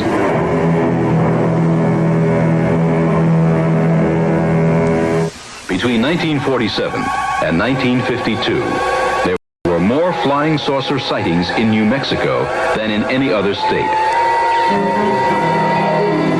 This document, recovered from the FBI's secret file, shows that during this time period there were over 150 sightings of UFOs over sensitive U.S. military installations. Many of these sightings fit the standard disc-shaped UFO description and were reported by more than one reliable witness. New Mexico was the state where all post-World War II rocket shots were fired. It is also the state where the first atom bomb was developed and tested. One logical explanation for this large number of UFO sightings is that an alien space-traveling culture was observing the Earth without making official contact and gathering military intelligence on the Earth so that they will be prepared for the day when we leave this planet and move into space.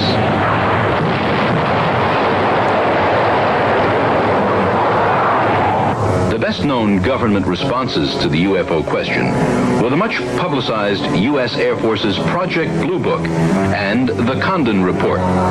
In spite of the Air Force's public statements to the contrary, a close examination of the evidence in these reports indicates that some UFOs are extraterrestrial spacecraft and that the purpose of these reports was to act as public relations cover-ups rather than scientific studies. So I've attached more to the space here. If you're curious on seeing more of that documentary, Alex, I don't know if you think that this is going to die down or if this is just going to increase people's idea that we are not alone and that the government is going to be hiding things even after they do this alien files release. I don't know if you saw that aliens.gov was registered recently, but there's no content there yet.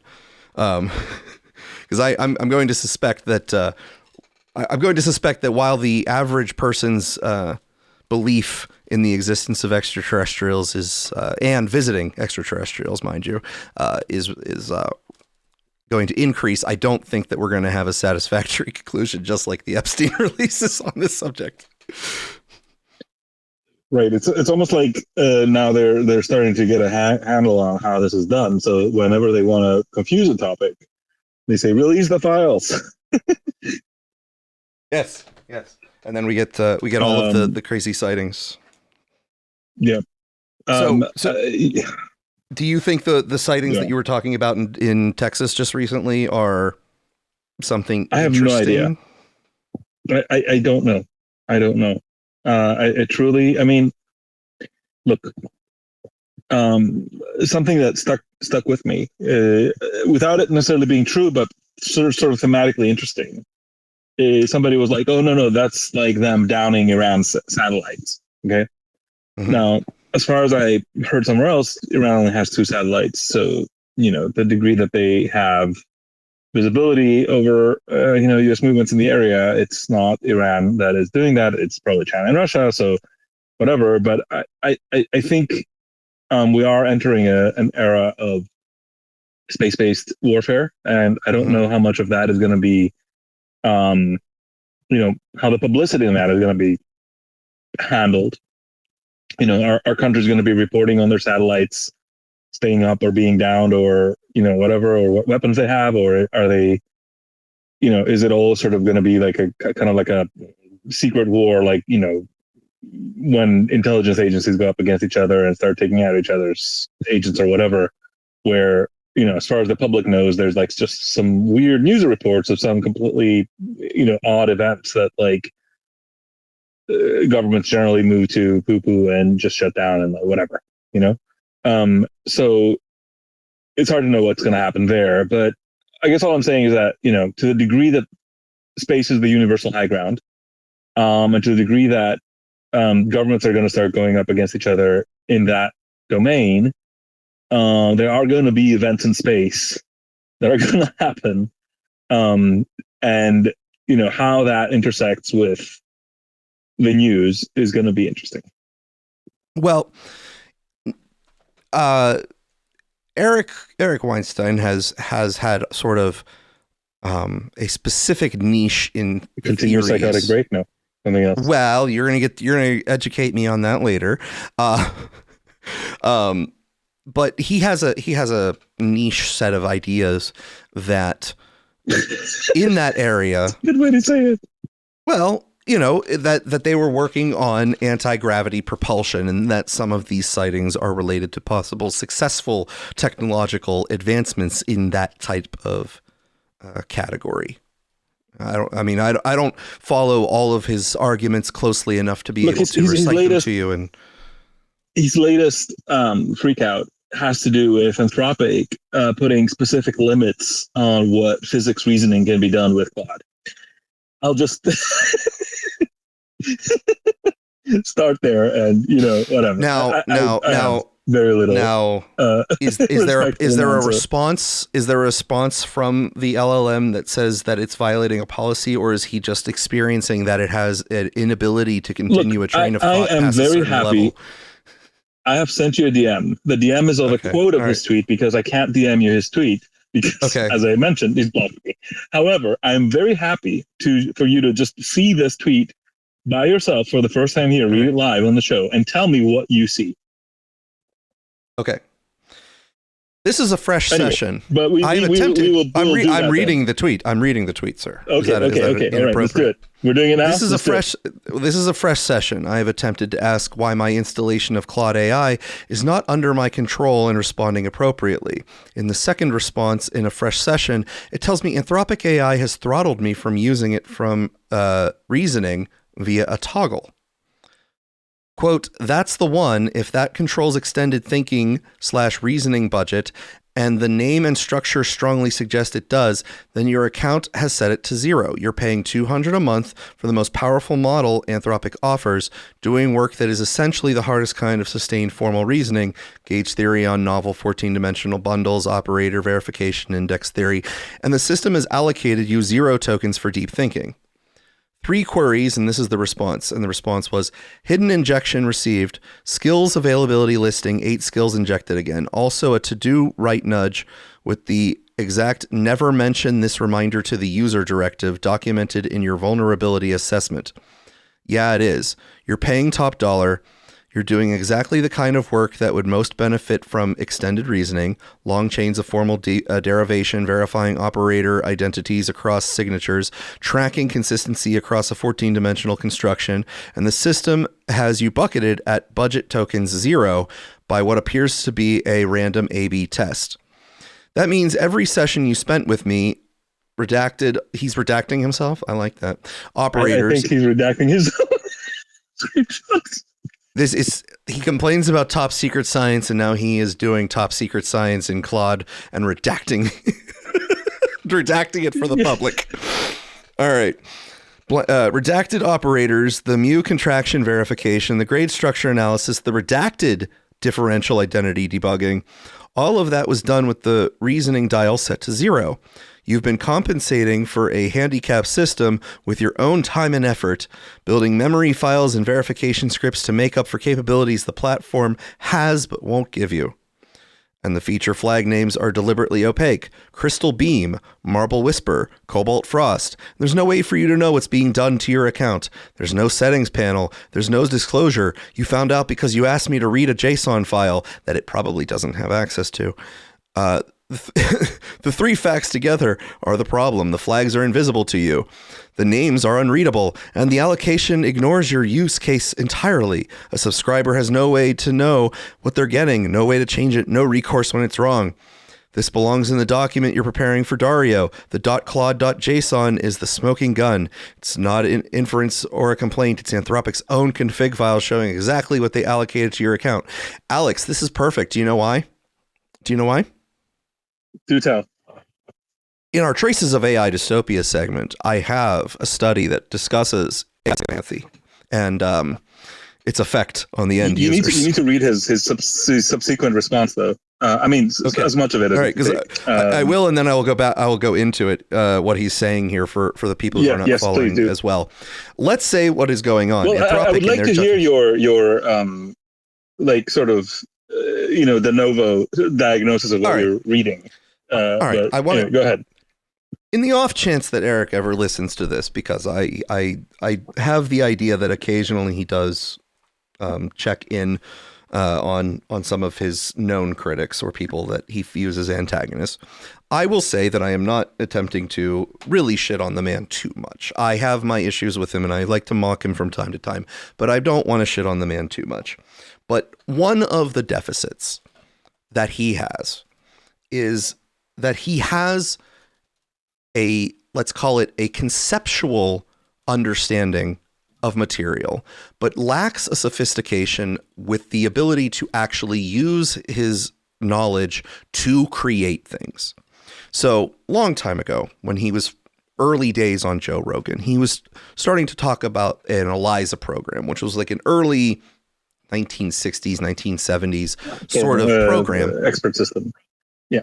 That was supposed to be a chatbot, one of the early incarnations of a chatbot, but it was very, very on rails and had preset sort of responses. And he was complaining that nobody has programmed such a thing now, and this was before GPTs and things like that. This is early days, so of him being on Rogan. So let's put it in the middle of the 2010, so 2015, 2016 era. And he said he could code something like that, but I've never seen him produce anything that was code-based. I've never seen him show anything that he's ever made that involved code. He supposedly thinks it's simple to do. I've never seen him do it. And the mathematics that he self-admits he is not as good at writing down is part of the reason why he has criticisms of his GU theory from people like Timothy Gwynn, which are extremely well argued. I can't adjudicate them because I don't have the specific knowledge base in that domain to adjudicate the responses, but I can read a well-formulated mathematical argument and know that it's at least well-formulated and not fluffing it. I can't adjudicate deserving of a response other than you have a small dick, let's say. Exactly. 100%. And Eric has self-admitted that he is underpowered in his ability to do proof writing. So he can visualize the concepts. He can take the concepts that he has and understand them. He can. He's a Ramanujan, let's say, but he can't work with them. Well, Ramanujan actually could manipulate the expressions and get and work out the results. But the less formal than Ramanujan. So in here, I'm seeing it. If you're asking my opinion, I'm seeing that manifest. The man does not know how to deal with these at the API level. All of this would go away if he understood how to use the API.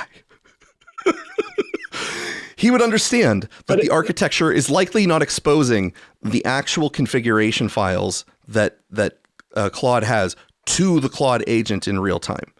because then it would probably have write access to them, which it's not going to give him. It's probably not that his budget tokens is 0. It's like there's all sorts of reasons that he might not be able to get this to work. And I don't think it's because... By the way, if you look at the screenshot, he is using Cloud Opus 4.6, but not extended. And later he shows some drop downs, and it becomes clear that it hasn't enabled extended reasoning. That's my point. And the responses, however, is tragic, because there's a lot of people who really like him and are trying to say, you have fouled up the memory feature of this fucking thing. You're not listening. You are feeding your own psychosis into it. It's feeding it back to you. You're not listening to us. You already have diagnosed the issue that Dario, in the letter you're preparing to him, by the way, like he somehow has floated up some list of like psychotic complaints to Dario somewhere, okay, in this session. By the way, he starts with, this is a clean session, and he shows us a redacted screenshot on the third response, okay? This is like, some of it is just him being bad at this, but some of it, I mean, fucking hell, man, just give us the stuff we need to even help you. Like, you can't say this is a clean session and show me the third message.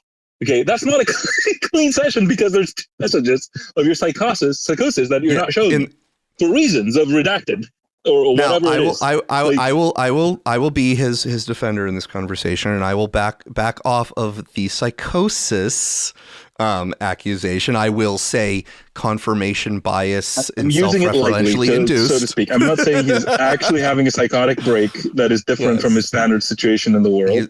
But you know, to the degree that we're using that word. And confirmation bias feedback loop is what I will say. Okay.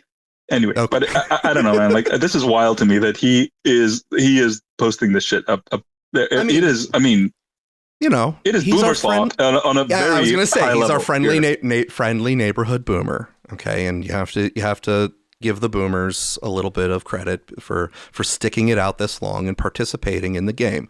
But when my grandmother, bless her soul, was still alive, right before she died, she was messaging me through Google Instant Message, and it was the sweetest thing in the world. She was telling me that my grandfather was annoying the hell out of her. So you gotta right? give them credit and for embracing the technology, right? Instead of calling me, she'd shoot me instant messages. It was just a very sweet sort of thing. So as boomery as Eric Weinstein is getting, at least he's trying to get his feet wet. No, he's not 100 years old, man. Like, I'm sorry, like, your grandma sounds a lot more impressive. Like, this guy's like, what, 60, 55? Like, how old is he? Like, he's not. I'm sorry, he doesn't get the grandma defense here. But I want you to read the next message, at least the first couple of paragraphs, just to understand the nature of the problem. Let me say what's going on. Anthropic, in their judgment, has decided to hide 3 things, at least, from me, which means that I am randomly in conflict with them over nothing. A long document which Claude claims Anthropic chose to hide from me, which details how Claude should behave not just with me, but with anyone. I have this document now, according to Claude. A JSON configuration file which contains how Anthropic has chosen to permission my account via settings. Various of these settings appear to be set totally against my use profile. Using this for predominantly scientific work. No request works to reset these. None. Injected messages inserted by Anthropic. Yes. Call this the dark matter of AI. Okay, you can keep going if you want. I'm just saying I don't want to submit you to it. But what I'm trying to get at is it's one thing to say, hey, this is very confusing to me. What the hell is going on? You know, like there was, I think, some message in the first day I used GPT where I posted a GPT 3.5 screenshot and everybody was like, no, you got to switch to 4, right? Okay, like shit happens. I'm trying to be maximally charitable. The problem is when he has built himself a framework, a cage of theory now about what's happening to him that is prohibiting him from understanding that he's doing this to himself. It is actually like the man is very intelligent, okay, in the broad scope, but this intelligence is what is doing this to him. Like you have to be, you know, the little you have to be this tall to enter signs. You know, he's like over you have to be this smart for this to happen to you sign. But it is wild, man. I do not believe this is happening. Let me point and that out he's exposing himself in this way to people who are capable of seeing what is happening. Let me point out. For some people, this is like a person. Let me finish the thought, and you'll have the mic to yourself uninterrupted. What I'm saying is, to some people who are sort of on his level of understanding of AI, this looks like, oh, that's interesting, fascinating, whatever, strange, whatever. To people who are, anywhere close to our level of understanding, and a lot of people who are far beyond our level of understanding, this is so deeply revealing of this man's psychological profile. I feel second, third, and fourth hand embarrassment. Let me point out that his brother, our mutual friend, Brett Weinstein. Yes. Just vibe coded his own app the other day. So, yep. Brett has surpassed Eric in his ability to use the chatbot. I have been heavily assisting in that. Well, then available podcast episodes, of course, nothing else, or maybe something else. But not that I helped him vibe code anything or whatever. Oh, okay. All right. No. I have nothing to do. I just learned about this vibe coding. I have not seen that. Okay. I'm just saying. Okay. I have been. I've taken it upon myself to make sure that Brett is well equipped in the AI world. But that is something that his capability and mental flexibility, I think, enables, as opposed to other members. Anyway, I don't want to get too deep into that part. No, but we do have an AI sycophancy study coming up later in our Traces of AI Dystopia. Okay, well, I don't want to be a sycophant. But we all know that we both like Brett a lot. So let's just say I'm not shocked that the man is able to use AI because he is not missing the same circuits that his brother appears to be missing. I think that's going to be my comment on this. But I don't know, man. This is wild to me. Like, talk about worlds colliding, man. Well, I mean, look, Anthropic is dedicated to sabotaging his geometric unity progress. I know this for a fact. That is right, Dario, man. It's all about Dario. You know the Wario effect. The Wario effect? Yes. Inform me. So the idea is that if you, I've kind of described something similar to this before when I was saying, like, if I want to break into somebody's house, AI is not going to tell me how to do that. But if I say, hey, this is my house, how do I secure it? It might tell me about all of the different penetration mechanisms, which I can then use to rob that house. So that's the idea where, if you have Mario, you can have Mario or you can have Wario, which is like you invert the request and you get the AI to do the bad thing just by nature of its trying to, assist in the good thing.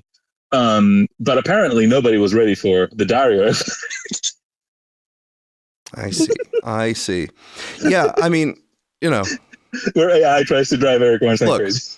Anthropic is already marked as a supply chain risk. Imagine if there was a geometric unity breakthrough using their platform that had all sorts of illegal physics in it, Alex. You mean they're doing it for basic shareholder fiduciary duty? Absolutely. That's why absolutely. They're that is the sabotaging argument. Absolutely. That's the argument that would piss them off the most, I think. Solve that one. It's just fiduciary duty. All right. So keeping somewhat in line with the UFOs and space and stuff like that, we have from Ars Technica, no one is happy with NASA's new idea for private space stations. Most elements of a major NASA event this week that laid out spaceflight plans for the coming decade were well received. Moonbase, a focus on less talk and more action, and working with industry to streamline regulations so increased innovation can propel the United States further into space. However, one aspect of this event, named Ignition, has begun to run into serious turbulence. It involves NASA's attempt to navigate a difficult issue with no clear solution, finding a commercial replacement for the aging International Space Station. During the ignition event on Tuesday, NASA leaders had blunt words for the future of commercial activity in low Earth orbit. Essentially, they are not confident in the viability of commercial marketplace for humans there, and the agency's plan to work with private companies to develop independent space stations does not appear to be headed towards success. Plenty of people in the industry share these concerns, but NASA officials have not expressed them out loud before. Quote, "We're on a path that's not leading us to where we thought it would," said Dana Weigel, manager of the International Space Station program for NASA. NASA proposed a new solution that would bind the private companies more closely to NASA, requiring them not to build free-flying space stations, but rather to work directly with the space agency on modules that would, at least initially, dock with the International Space Station. This change was not well received. By Wednesday morning, Dave Cavosa, president of the Commercial Spaceflight Federation, whose organization represents several of the companies proposing to build commercial space stations, shot back during a previously scheduled hearing before Congress. Of NASA's new solution, he said, "It's sowing concern and really sowing confusion among the commercial space companies I represent." Cavosa compared NASA's action to the famous Peanuts gag in which Lucy repeatedly pulls the football away from Charlie Brown as he tries to kick it. Quote, "It reminds me sort of Lucy and Charlie Brown with the football." After speaking with a number of officials, both in the industry and the government, here's an overview of what I believe is happening. And before I continue reading, I really take issue with that last sentence because they definitely did the quote and then explained that he was going to say the quote. That bothers me. Anyway, NASA has never been good at transitions, be it from the end of Apollo to the space station shuttle or the painful period from 2011 to 2020 when the shuttle stopped flying and the U.S. Space Agency had to turn, hat in hand, to Russia to get its astronauts to the International Space Station. Alex, do you have something to add? No. It's a mess. Yeah. As far back as 2018, then NASA Administrator Jim Bridenstine was sounding the alarm about the need to find a replacement for the space station if the United States wanted to maintain an ongoing human presence in low Earth orbit. By December 2021, NASA had established support, generally at the level of a few $100 million, for 4 different companies to work on developing private stations: Axiom Space, Blue Origin, NanoRacks, and Northrop Grumman. Since then, each company has substantially modified its approach, with a new player, Vast Space, and has entered the competition. All were waiting for clarity from NASA on what exactly it wanted. This would come as part of a requirements document that would kick off a second round of competition. It was generally expected that this second phase would winnow the competition to two private vendors. NASA intended to help the companies develop their stations with funding and expertise and then become one of several customers. Since 2021, the companies have faced serious difficulties, and from the outside, it was never clear that any were on track to have viable independent space stations by 2030, when NASA intended to deorbit the space station. At the same time, the U.S. Space Agency has dragged its feet on initiating the second phase of the competition. Then last August, the acting director of NASA, Sean Duffy, issued a directive that brought significant revision to the program. Almost immediately, though, it seemed like the key elements of this directive might be walked back, leading to additional months of confusion. Now, Alex, you pay attention to this space, pun intended, a lot more than I do because you tend to follow SpaceX and Elon Musk activity fairly closely. Now, since SpaceX wasn't specifically involved in talking about these new space stations, I'm assuming there is some capacity in which they have opportunity to be involved. Is there anything that you know about these stories that add to what I'm reading currently? No. I mean, what I can tell you is this. The mention of Bridenstine is concerning here because or Bridenstine, whatever his pronunciation is. The problem is that we've just had basically a new NASA administrator announced, who is Jared Isaacman, I believe, and he is a really funny case because his name was announced early on, and he was like a historically early confirmation as far as administrations go of a NASA administrator. And then the Trump administration pulled his name, leaked that he was a Democratic donor, and they didn't like him right about the time when the break with Elon was happening. Okay. And then NASA was being run by the transportation secretary, who was trying to get NASA incorporated in transportation. Sean Duffy, remember that whole case? Vaguely, yeah. No. Anyway, and then finally, Isaac Mann's name was resubmitted by the I shit you not, and he got finally confirmed. At the same time, Bredenstein, who was the previous Trump NASA administrator, has been lobbying in the background and sort of trying to get Isaac Mann sort of yeeted in some way, and he's been leaking his plans and whatever. All sorts of shit is happening. But now he's finally been in there for like a couple of months, and NASA is trying to set its new course. Now, about Isaac Mann, the man has been to space, okay, privately. He flies military planes as a hobby. Okay, and he's started space companies and stuff. He's the kind of dude that knows his shit. On a practical level, like if you were on a desert island, he's probably like, a guy you'd pick out of a hat if you're out of a lineup, let's say, to help you out in a pinch. He seems like a competent dude. So I don't know the specifics about this particular plan. All I know is that there's been a lot of chaos. There's a lot of money at stake. There is that whole other thing with the Space Force and all that shit that is going on. He just recently rebooted the whole moon part of the plan, going from having a sort of some kind of station around the moon to having a base on the moon and whatever. So there's a lot of stuff there. So I would want to understand, basically what I'm saying is I would want to understand these latest developments that you just informed me of in that context, and understand if it's like a tale of incomplete plans from before, or if he is, on board with this, what is his reasoning? There's a lot of moving pieces right now in NASA. So I would need additional context to sort of process everything. But all I know is that I guess on some level, you may argue that NASA was once necessary, but right now it seems like they have a big problem of like not stepping back sufficiently and just allowing private companies to pursue the things that they want to pursue.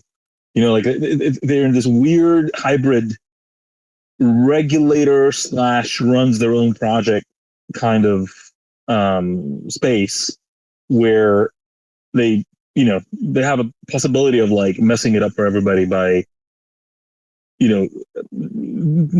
being both too and not sufficiently involved in the various layers of the stack. I don't know if I'm making sense. Yeah, you are. I'm sort of looking to you at times to fill in the gaps of the stories, because I don't follow this space, again, pun intended, as much. So. Yep. Well, if I don't know if I helped, but that's what I sort of the context I would bring in reading stories about this in my mind. That's all I can provide you with. Well, if you come across anything that continues the story, bring it to the next ones. But we're going to come back down to earth now, and we're going to begin heading into traces of AI dystopia with this story here. Trump wants a deadlocked Congress to move on AI. Frustrated states say they already have. This is from NPR. In the absence of action on a federal level, states have been passing dozens of their own laws regulating artificial intelligence, creating guidelines for child safety, requiring more transparency from the technology, ensuring whistleblower protections. But state lawmakers, including those in President Trump's party, are facing pushback from the White House. Trump and his advisors, including AI and crypto czar David Sachs, have argued that various state laws are a burden to innovation. We want to create an environment where innovators have certainty about the way that they can develop their products, and it's something only Congress can provide. Michael Kratsios, head of the White House Office of Science and Technology Policy, said earlier this week. The first step is to create one national framework so that we can avoid a patchwork. The White House recently released a regulatory framework for artificial intelligence that the administration wants Congress to enact. The patchwork of state laws is something the administration, including the president himself, has been repeatedly critical of, so much so that they've gotten involved in the work some states are doing on AI, even when it's led by Republicans. State Rep Doug FIFA from Utah proposed a bill in his state's legislature earlier this week. It was meant to require technology companies to be more transparent about how they were going to protect consumers, but the bill never made it for a vote, thanks to intervention from Trump administration that came as a one-line memo. He said, quote, "They basically mentioned that they're opposed to the bill and viewed the bill as unfixable, and it was against the administration's AI agenda," FIFA said. There wasn't any explanation provided on what that meant. A White House official, speaking on background because they're not authorized to do so publicly, told NPR that the White House has never told a state it cannot enact child safety protections, though they did not specifically comment on the memo sent to FIFA. FIFA, a former Google employee, says the memo wasn't a huge shocker because he had already been hearing concerns about his bill from the Trump administration. And he said the issue of AI regulation should involve state and federal lawmakers, but there are limits on what Congress can do. Congress is in a gridlock, and they will not only not act on it, they can't act. In states like Utah, we see this as an opportunity to step forward and protect our constituents and our citizens, especially as it relates to child safety. Other Republican state lawmakers are taking the same approach. Quote, "I'm mildly interested in what the federal government is doing at this point. I mean, I'm sorry, it just takes too long." State Senator Tracy Pennyquick, a Pennsylvania Republican, said, "I think states are the first ones to see when there's a problem, and they have the ability to pivot and act quickly. So we're going to continue doing what we're doing." Now, Alex, I don't know if that gives you hives, if you have an allergic reaction to statements like that, given what we've been discussing with the 3D printer gun bills and the ability for state lawmakers to understand what the hell they're doing with this technology to begin with. I mean, this article started badly off the top, where it was like, oh, the lawmakers just can't wait for the federal government to take over. So they're just, passing laws to protect whistleblowers. Really? Is that all the laws are doing, or are they trying to limit AI itself by any chance? Just asking for a friend. Well, Pennyquick has sponsored AI legislation regulating AI, including the recent Safe Chat Act in the state, which requires AI companies to include safeguards to prevent chatbots from providing content that encourages self-harm or violence to oneself or others. In Texas, state that would have helped Eric Weinstein right there. Well, State Senator Angela Paxton, Republican, is doing similar work. Quote, "We don't want to have the patchwork of regulatory structures. In general, that's a good rule of thumb," Paxton said. But she says tech companies don't have a good history of regulating themselves. "When you have no regulation, what you have is the Wild West," she said. "I like the idea of there being a strong federal legislation, but until it exists, I think we have to preserve the ability of states to pass laws."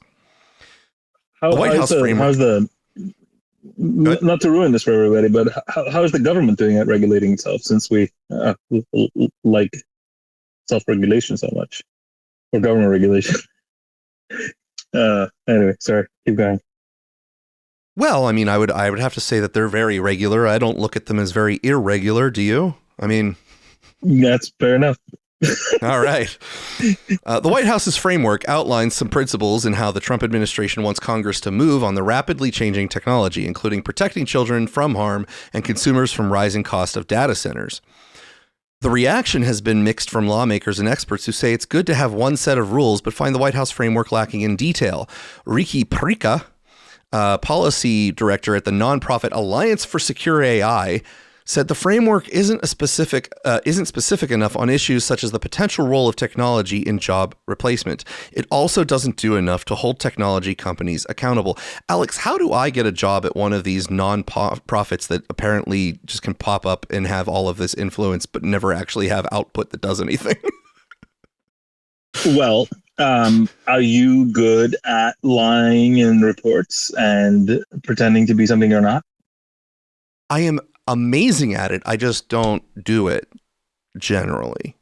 So there you go. We have now identified the particular skill issue that you need to work on. Okay. All right. I'll have a future in the nonprofit sector. I'll get more practice on it, I guess. A federal standard is better than a 50-state patchwork, but they are proposing is not sufficient. It does not earn the right to replace the good work states are doing. Tennessee's Attorney General Jonathan Skrmetti sees the administration's framework as a move in the positive direction. He's more optimistic about the White House's action on this framework compared to previous moves. He was specifically concerned about the White House's push last year for a 10-year moratorium on state AI laws, a move technology companies saw as favorable. If you had a 10-year lockout of anybody with enforcement authority and the will to use it, who knows what would have happened? That was really genuinely scary. The efforts on that moratorium from the White House and allies such as the Republican Senator Ted Cruz of Texas ultimately failed. Still, Skrmetti remains concerned about Trump's closeness with the AI industry. That sentiment is mirrored in how the public feels about AI as well. A January survey by Morning Consult and the Tech Oversight Project showed that a majority believe the Trump administration is too close to big tech. Recent polling by Vanderbilt University also shows that even more Republicans than Democrats favor regulating artificial intelligence. On Capitol Hill, there has been support for the president's framework from his Republican allies, but actual movement on legislation is still pending. Senator Marsha Blackburn, a Tennessee Republican, said she is in touch with the White House about her Trump America AI Act, a bill that widely expands the 4-page framework from the White House.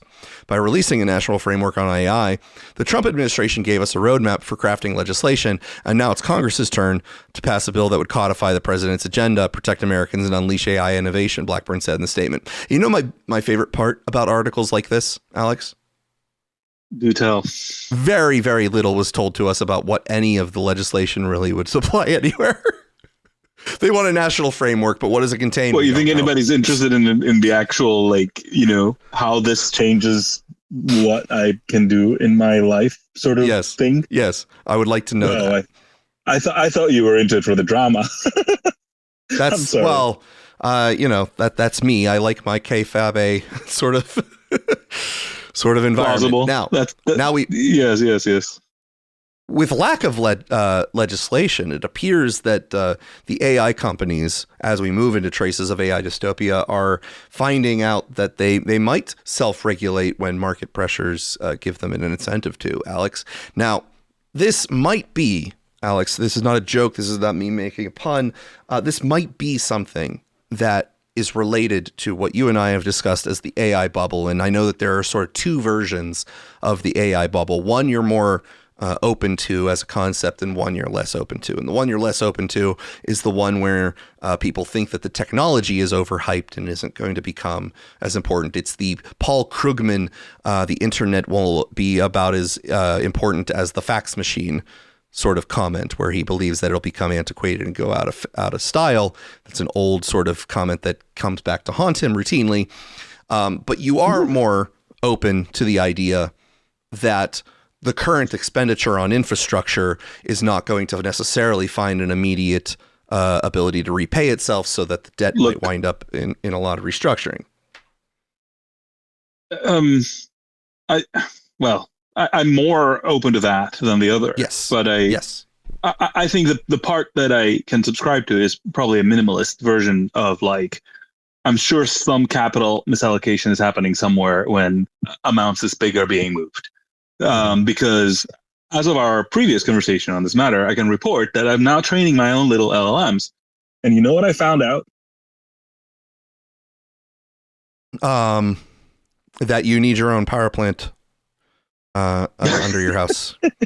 I am now secure. I have now bought overseas a gas plant. No, I cannot for the life of me. I mean, okay, maybe I could try harder. I'm sure if I try harder, I'll find one somewhere. I cannot for the life of me, just using the standard providers, find an H100 to rent for any amount of money. Nobody will get and then I'm like, all right, A100? No, nothing. Literally just go to Google or Lambda or any of the major vendors and just try to pay them money to give you one of the top rated GPUs. About a year or so I'm not saying ago, it's too expensive. About a year or so ago, I believe with the right sort of approval chains, you could lease one from Azure Cloud, but you have to get approved. Exactly. Maybe there's some way, but the best I could get is an L4 at Google. And that, as far as I can tell, is a small fraction an H100. which is shocking to me. And then I asked a friend of mine who works at one of these neoclouds, hey, like, do you have like an H100 anywhere that I can rent from you guys or whatever? Like, there's nothing. Sorry. Like, it's all sold in advance for months and years. We got nothing. Right. That's the answer I got. So I was shocked. I'm bullish on the space, but I was shocked by this discovery of mine. And I'm telling you, like, it is actually difficult to find an H100, which is not the greatest and latest, right? There's the B series, there's the H200s. I think there's like other higher chips, but like the H100 is kind of like your standard workhorse right now, and I just can't get one. And again, it's a different thing to say it's very expensive for me to get one. I'm saying I can't get one. Anyway, I think that is, I don't know, worthy of an update, and not enough people are talking about it. I don't know if that points in either direction of the of the idea, because are those mostly used just for the training purposes though, not for the model running? Like, what's the primary?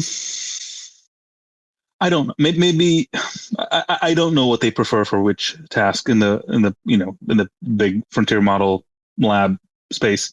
I'm sure. I mean, it can definitely do both.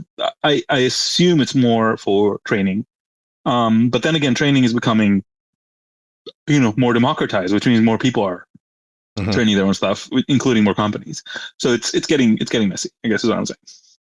All right. Well, this is I believe a possible indicator that there might be some sell-off and restructuring, because there might be some misallocation in some ways, but it's not conclusive, so it's just a little hint in that direction. All right.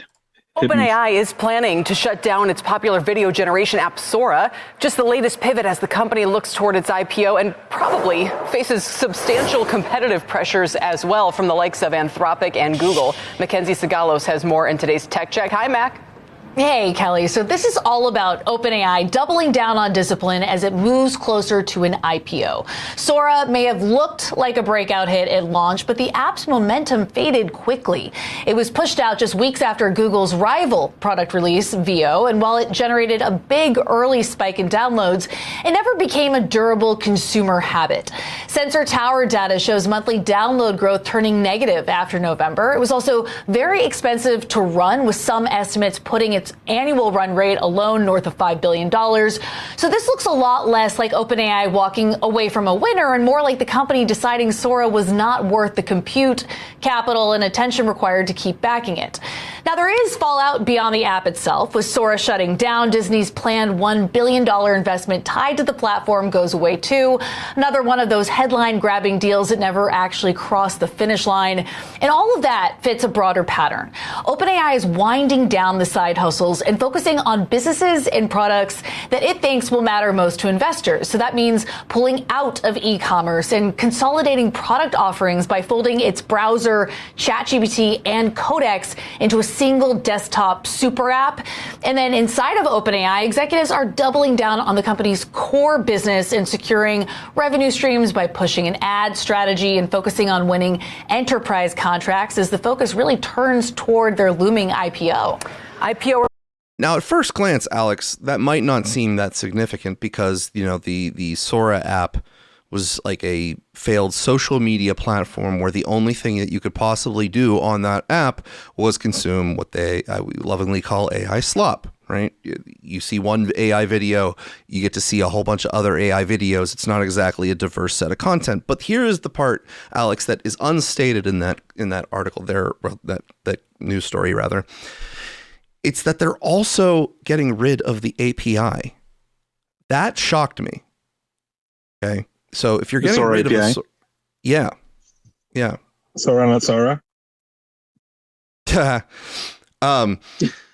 have to go over to the back button there for you, Alex. But they're also getting rid of the API, and that's fascinating because if you were making any margin on generating that, right? If you were making any margin on the generation of these videos at all and charging that downstream, unless you had something that was getting a higher margin, there's no reason to push out access to the API. And it doesn't seem like they're licensing the models to anybody else to continue to continue using. In fact, they canceled their deal with Disney. So right, there was a deal already signed with Disney that never got activated because they canceled this whole thing. So that leaves me in a place where there is something else. What is going on there? You almost touched on it when you said unless you have something better to do.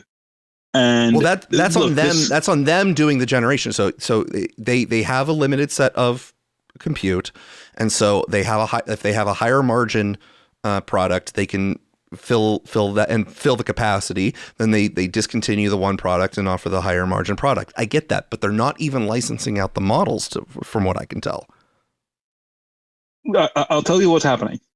So at least what the company released, okay, and there's some small chance it's cope, but it fits the pattern of what they've been saying and doing recently. So I tend to believe it, okay. Which is that they recently finished their latest model training, which appears to be a big step up again. There's very similar reports coming from Anthropic, by the way. And they basically decided to just strip out a lot of the quote unquote side projects and just put all their compute towards this new model that's coming out in, the space of a few weeks. That's the story that came out of the company. Now, again, could it be that Altman is talking shit? Sure. He's totally capable of it. But I think there's a lot to be said about the fact that as with my, tiny little me, one developer looking for H100s, there is a lot of pressure around finding compute, even in these large companies. They can't just write a check, especially when helium is running out in Taiwan and they're not sure if they can make more chips soon enough. But it's a different story. But I think a lot of what's happening is that there is GPU scarcity for them too. And so in order to release a new product, often they have to make hard choices. That said, Sora has been a shit show for a very long time.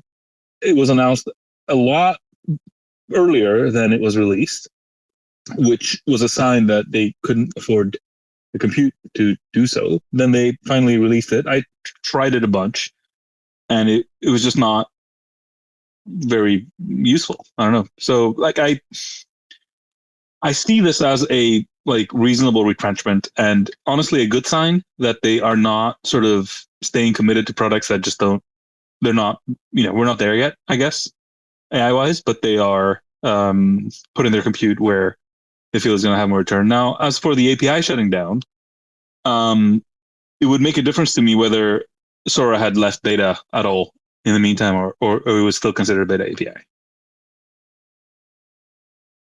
Well, there's one extra part for this that we'll play here. It was about an internal memo that was apparently able to be procured from Sam Altman on this change.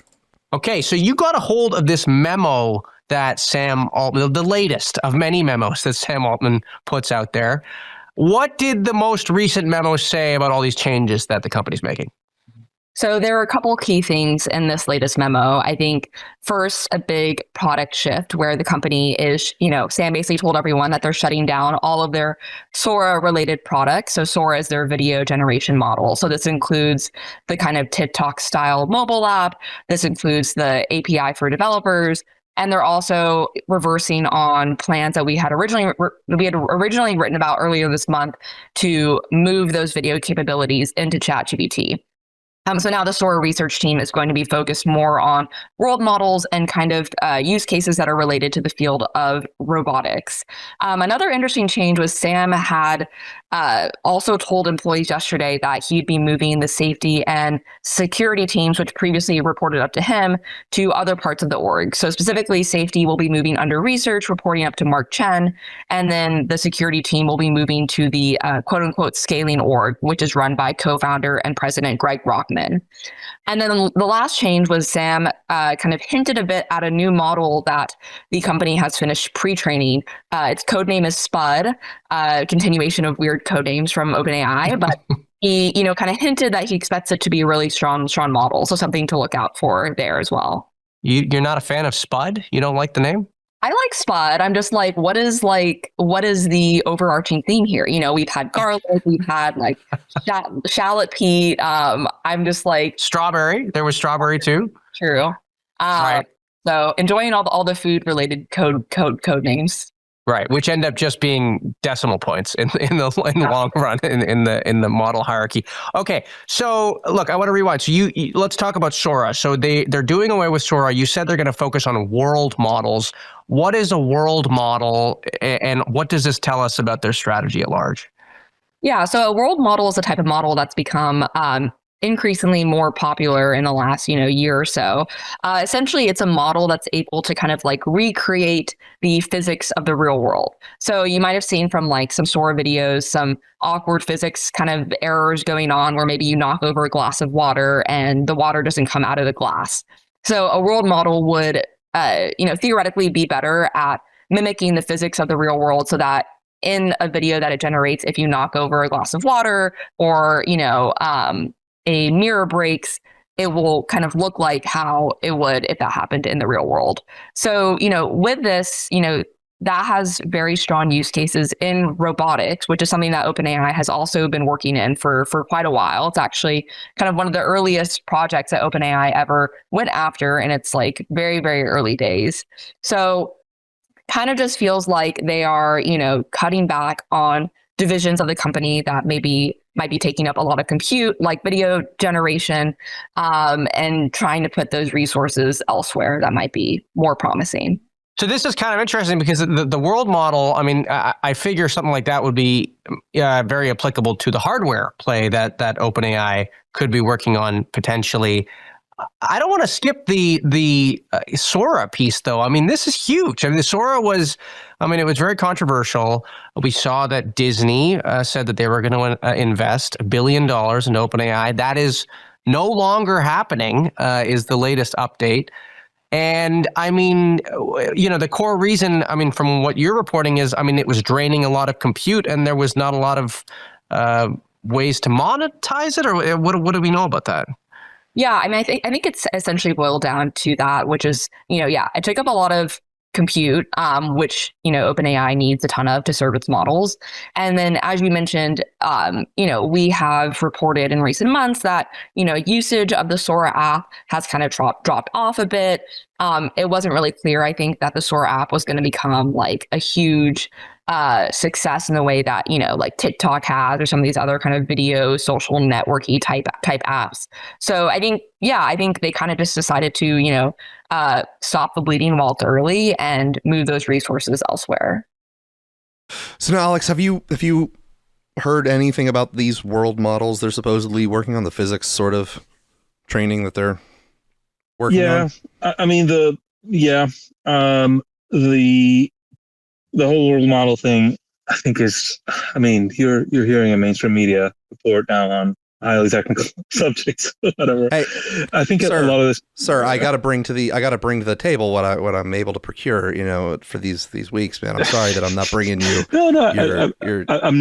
I'm not criticizing you, sir. I'm criticizing the delivery of them commenting on whether Spud or Sweet Pea or whatever is a appropriate name, or the guy starting his fucking report with like, oh, this time Altman is putting out way too many memos that are leaking and we are reading to you and making major news out of.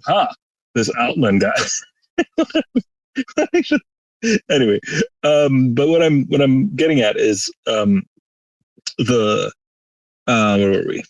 Yeah, the whole world model thing is effectively, like, how you can chat with an AI and it could like contradict itself within a few messages, because ultimately it's a text generation system, so it doesn't have a religious devotion to sort of Yes, I have something later where I asked ChatGPT to describe how I respond to it, and it says you get really mad when I contradict myself.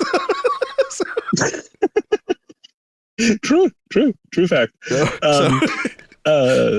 People really don't like when you do that. But all I'm saying is, like, so now they're sort of moving to a place where, reasoning was the first step. Now they're sort of, going to a place where they create a, somewhat fixed, I don't know what to call it other than world model. I'm trying to find a different way to say it, but world model within which they sort of, hold their conversations with you. It becomes more interesting when we're talking about robotics, right? But also when we're talking about video generation. So Google has had these models out of DeepMind recently where they create like a whole video game out of a prompt or whatever. And the interesting thing is you can interact with it, right? So you can like look in one place, play, make a change to the world, like, move an object or, change something, look somewhere else, look back, and it, it holds firm the thing you did, right? It's still there. It's not sort of forgetting everything and starting over. Okay. So this, I guess, is where you might say, like, why is the video team from OpenAI moving to robotics? And it's like, well, for both producing good quality video and for a robot not like misplacing grandma, it's really important for it to know what is where. It's sort of the same. Are you breaking news here to say that the robots are going to be carrying grandma around and placing them down in locations and need to remember where they place them down? Is that what you're saying? Look, what I can say is that I hope that when I am a grandpa, that there are robots to move me around, because if I'm waiting on my sons, I don't know what that's going to look like. Okay. All right. Well, I guess I see what they're see. One of the things that I have sort of as a observation, though, is that I've discussed the part where, the degree to which the competition drives down the price of the per token LLM costs, that the margins that they're going to be able to make are just not going to eventually be able to overcome the amount of expenditure on the build out. That's where my version of the bubble comes in. And the more you keep switching to, we're going to do this new thing as we keep deprecating the old thing, it means that your customer base is not going to be able to get a foothold into something where they can become regular customers. And that you're going to keep winding up playing this sort of game of hot potato where you're going to do something, if you will. Yeah, hot spud, where you're going to be, hang on, I owe you a quack. So you're going to do something with ChatGPT for a while, or OpenAI products, and then Anthropic's going to come out with something new. So you're going to go switch to whatever the new thing Anthropic did. You're going to be constantly in a learning phase because there's going to be something new all around the corner. Meanwhile, none of this is making enough stable income to bring forth the value in that investment, and then they're going to wind up being sell-offs. Yeah, look, here's what's happening right now. Okay, there's a problem that OpenAI. Well, there's many problems that OpenAI has. Let me try to sort of construct an onion here, because it is a very important conversation, and one I have all the time with friends, of sort of when we reflect on what the fuck we're living through. The first problem is that productizing AI is hard. Okay, and I say productizing in the strictly technical sense of, like, you've got a machine here, you got a technology, right? You got an LLM, and you want to turn it into something that everybody can use. And how you do that is a question, right? So over the last couple of years, we've not just seen sort of better and better models emerge. We have also seen the harness, the scaffold, there's different names for it. What is around the model evolve a lot, right? So if you go into Claude today and you go into Claude like the day it was released, you see something like completely different, and not just because of the model, but also, you got artifacts, you've got, uploads, downloads, you got document generation, you've got tools, nested conversations, you name it, right? Yeah. And ChatGPT is doing the same and whatever. But that's behind that is their anxiety to sort of bridge those, those capabilities that they have in that black box in a way that the way people want to use computers, those things are available to them, while at the same time people are learning to use computers in a new way because of these things, right? So everything is moving constantly, right? And productizing, I don't know, mobile phones is one thing, right? Productizing tablets, or, we've had this problem before in a way, like personal computers and the internet and, whatever. That's one thing. Productizing intelligence, right? It's sort of like a whole other kettle of fish. And long story short, nobody really knows what to do with it. This is how I see it, at least. Like, everybody's sort of just trying a bunch of stuff, seeing what everybody else is doing, stealing what seems to work, and discarding stuff quickly enough that you don't pay attention. There's a version of GPT of the store product. at some point. Do you remember that? Yes. Sorry, go ahead. I was going to say there's a version. Well, there's a version of productizing that is actually fairly straightforward in this particular moment in time. I don't know if it'll be straightforward later, but particularly straightforward in this moment in time. And so when the image generators started to really hit, Adobe eventually came on and attempted to add them on. They had their own proprietary model that they added into Photoshop, but then they opened up their code base a little bit more and started adding the ability to tack on additional models. So you can do Gemini's, Nana Banana or whatever. You can do OpenAI's, the name's escaping me at the moment, their image generator. And so now from Adobe, you can then use all of these other models. So that was what shocked me about the Sora thing, is that they're shutting down the API. Like, they can't do a balance where now in order to make sure that the margins are equivalent across their products, that they increase the cost of the Sora API. Look, I mean, here's right. So this is the second part of my description of what's happening, right? So you've got the broad problem that everybody in the space has, which is that, we've hit a vein here, right? These things are able to do things that are like remarkable, but just being remarkable is not enough. You got to get it to a place where people can use it and it does what they want, and it's predictable and they want to use more of it, et cetera, et cetera. Now, OpenAI specifically has a deeper problem, which is that it's getting clapped by Anthropic. Okay, this is like an epic fumble, within the space. Like, for the right boomers now, in the audience, revenues, clapped means that they're getting like smacked down. They're losing in many ways. They're being bitch slapped. Lapped, whatever. Yes, bitch slapped. That's right. Dario again. it's that darn Dario. He is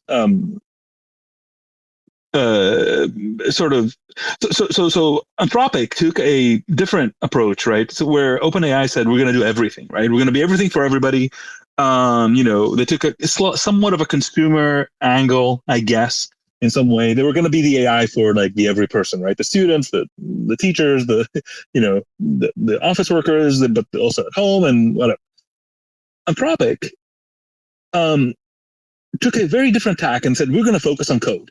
In fact, I don't know if you've noticed this, Anthropic does not have a way to generate images from their standard product. They literally don't. They haven't even gone to the trouble of licensing something. They just don't give a shit about making. I have images, never. Right? I've never tried it. Never tried to. I've actually also never used the web interface for any Anthropic products, so I don't. Right. It's actually pretty good. I suggest it. That's my go-to right now. But beyond that, what I'm saying is they don't forget video generation. They don't have image generation. Right? They don't give a shit. Like, frankly, they don't give a shit at all about the media, meme space, Imagine, whatever. They don't care. All they care about is code. And you can see that they're succeeding not only because their revenue is catching up to OpenAI, right? And both of these companies, I suggest you look at how much money they're making, like just straight up printing money and growing at ridiculous rates. Okay, but within those S curves, right? Anthropic, starting from a much lower base, is catching up to OpenAI, which is ridiculous. It's insane that this is happening. I mean, you can sort of see it happening as a kind of Pepsi versus Coke, whatever, over time. But I mean, this is happening very quickly. Yeah, and it is very bad for OpenAI, which is why you see them now copying what Anthropic is doing. So when they talk about, we're going to bring it all together into a super app, blah, blah, blah. Yeah, Anthropic's done that already. We're going to focus on code. We're going to release Codex, which is our code-specific model and app you can install. Yeah, that's Cloud Code. Everybody. Well, Codex has been around for a while. So I don't know how. Well, there have been old versions of Codex that they abandoned, but they brought it back and tried to like make it a thing and whatever. Okay, all right. I'm talking about the Codex app, CLI app that you can install on your laptop, which is specifically that is what I'm referring to as well. That's been out for I think 2 years at least. No. It's well, anyway. I mean, I used it 2 years ago, I thought, unless I have a false memory, but okay.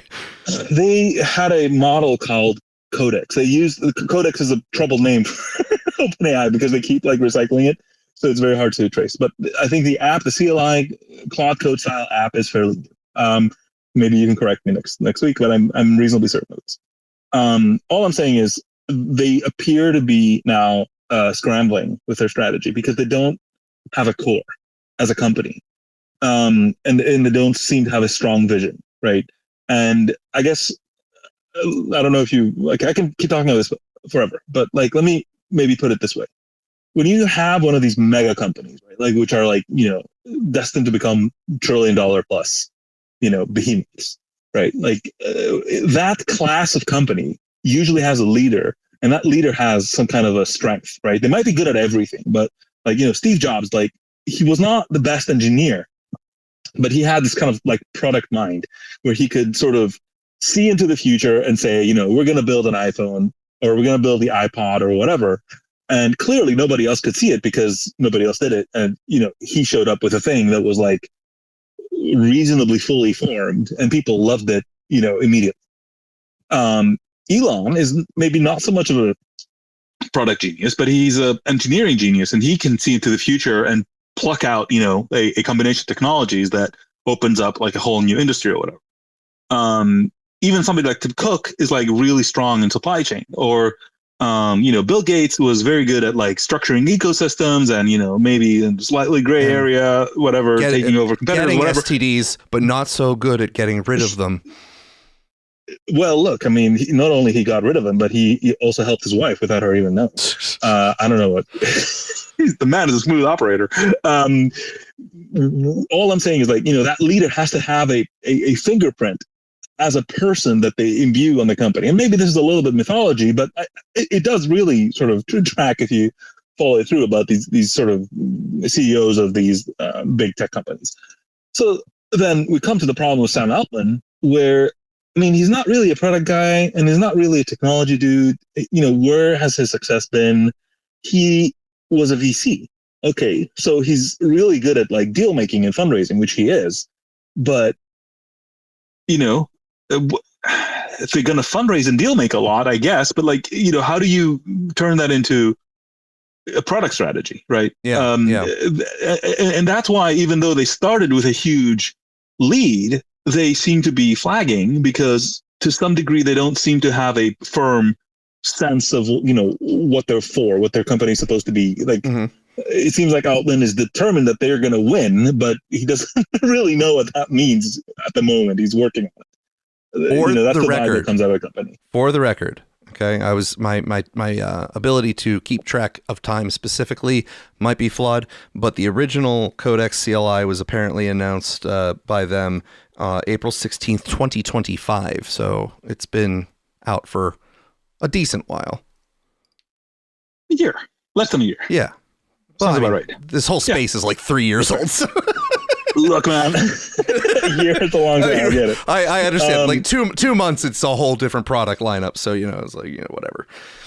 Anyway, but you see what I mean. Like, I don't think this is about a sort of a slowdown in the space or whatever.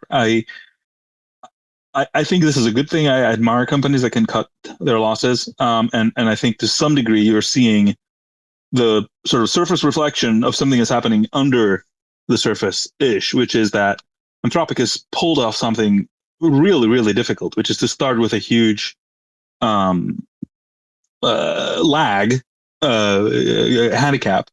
and to take a somewhat counterintuitive approach of like focusing on your API, coding, and enterprise, and then somehow show that this pays off, while everybody else was chasing memes and cackerels. I don't know.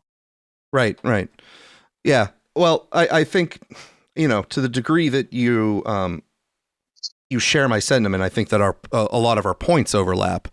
I don't know if you have the same magnitude of concern over it that I do, but I think, some of the points that I made you're in agreement with, at least, about the difficulty in finding a particularly sustainable revenue stream that will be able to make back the capital investment that you had.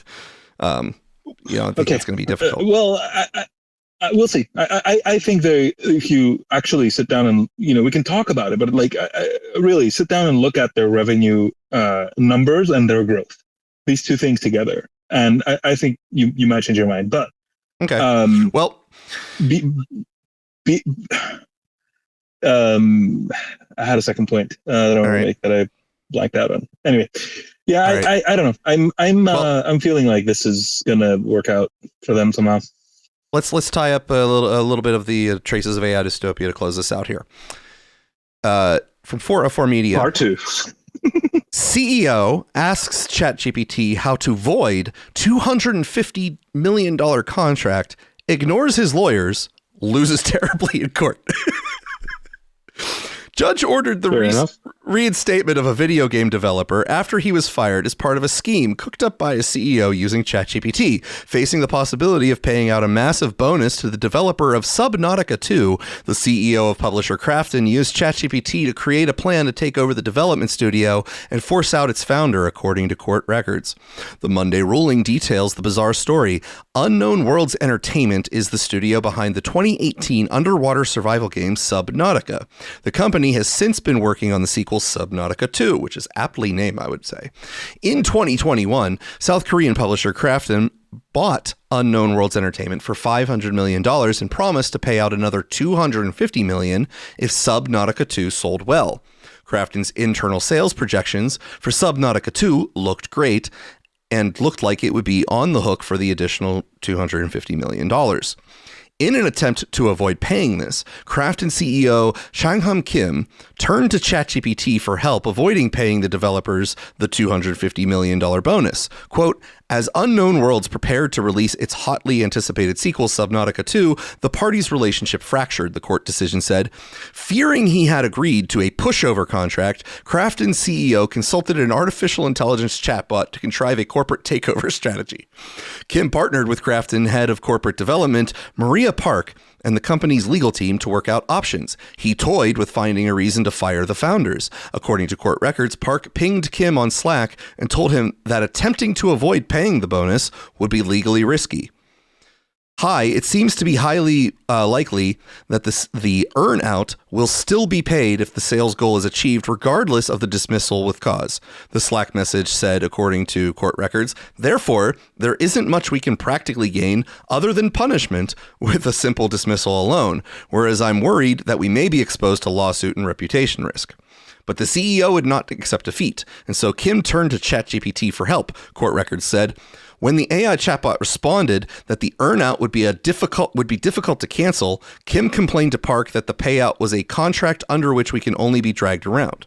Kim pressed the chatbot for an answer. At ChatGPT's suggestion, Kim formed an internal task force dubbed Project X. The task force mandate was to either negotiate a deal on the earnout or execute a takeover of Unknown Worlds. They looked to buy time, court records said. Kim sought ChatGPT's counsel on how to proceed if Krafton failed to reach a deal with Unknown Worlds on the earnout. The AI chatbot prepared a response strategy to a no-deal scenario. This was a piece of ChatGPT's Project X for Krafton. Preemptive framing. Repeat that protecting quality and fan trust is the highest priority. Undermine the large corporation versus indie framing. Lock down Steam console publishing rights and access rights over code build pipeline through both legal and technical aspects. For the earnout freeze, keep room for negotiations through provision stating immediate removal if specific development results are achieved.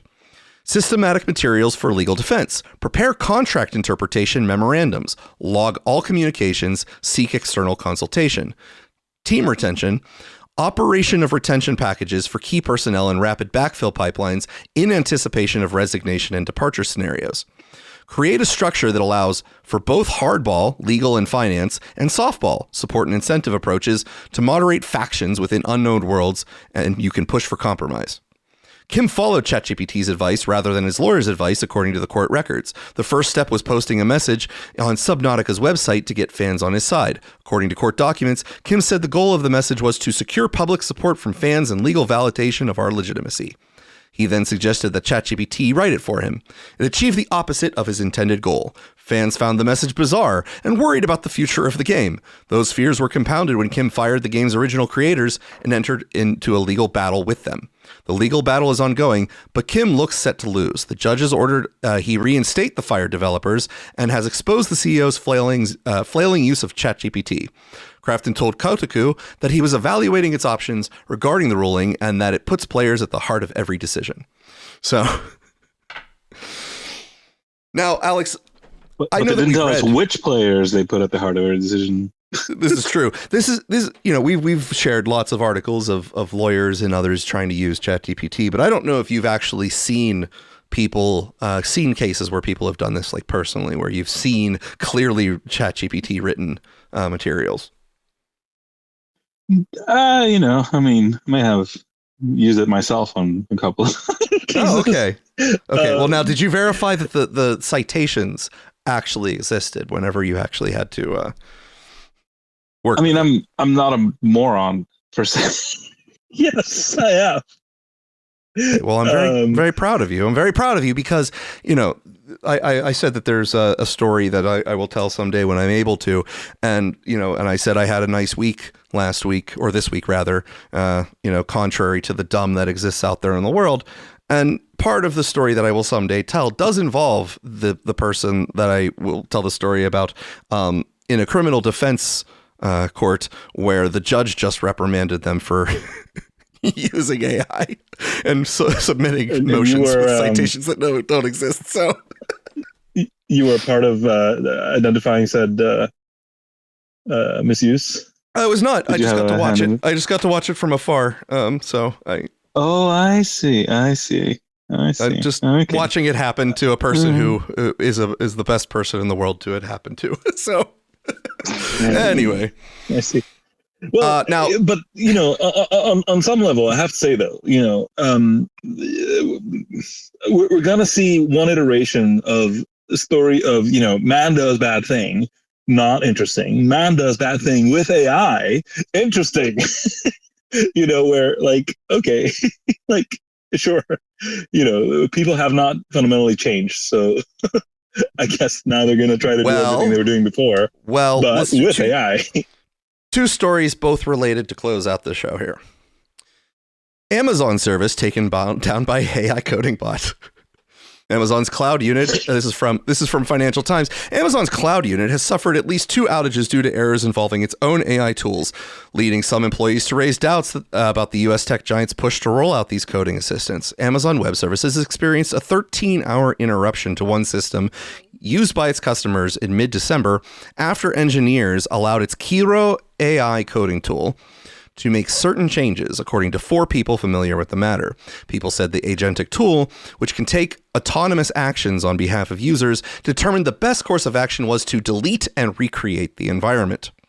Amazon posted an internal post-mortem about the outage of the AWS system, which lets customers explore the costs of its services. Multiple Amazon employees told the Financial Times that this was the second occasion in recent months in which one of the group's AI tools had been at the center of a service disruption. We've already seen at least 2 production outages in the past few months, said one of the senior AWS employees. The engineers let the AI agent resolve an issue without intervention. The outages were small but entirely foreseeable. AWS, which accounts for 60% of Amazon's operating profits, is seeking to build and deploy AI tools, including agents capable of taking actions independently based on human instructions. Like many big tech companies, it is seeking to sell this technology to outside customers, the incidents highlighting the risk that these nascent AI tools can misbehave and cause disruptions.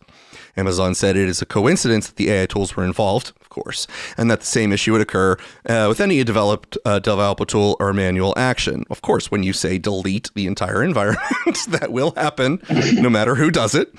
Both instances, this was user error, not AI error, Amazon said, adding that it had not seen evidence that mistakes were the most common with AI tools. The company said the incident in December was an extremely limited event affecting only a single device in parts of mainland China. Amazon added that the second incident did not have an impact on a customer-facing AWS service. Neither disruption was anywhere near as severe as a 15-hour AWS outage in October 2025 that forced multiple customers, apps, and websites offline, including OpenAI's ChatGPT. I believe that was the outage where the people's heating beds were cloud operated and that the beds tried to cook them alive. Yeah. Employees said the group's AI tools were treated as an extension of an operator and given the same permissions. In these two cases, the engineers involved did not require a second person's approval before making changes, as would normally be the case. Amazon said that by default, its Kiro tool requests authorization before making any action, but said the engineer involved in the December incident had broader permissions than expected. A user access control issue, not an AI autonomy issue. That is splitting hairs, if I... Oh my God, that's great, actually. Had we not given the AI so much access, it would not have autonomously destroyed the world. Therefore, yes. If we didn't tape knives to our fan, it wouldn't have cut our heads off. So it's a tape malfunction problem, really. Yes. Look, I want you to prepare the duck for this. You got the finger on it? Yeah. Are you ready? Okay. All right. The clock. All right. It appears that Amazon was using the Temu version of a coding assistant. I was holding on to that one for dear life. Anyway, yeah, I don't know. I think all these things are good, actually. I think we need to do every iteration of every mistake as we are releasing this technology to the world. And, these are just not every iteration. Every iteration. That is a lot of bodies that'll be piled up there, pal. That will be, yes, they will. Yes, they will, sir. The FAA, next government shutdown, which I think is maybe still currently going on. The FAA people doing the flight control, they're going to be AI powered, and planes just be crashing left and right. Well, someone inside of the plane complains it's a little too hot. The AI just opens the door mid-flight. Look, it's just trying to help. It is a very helpful assistant.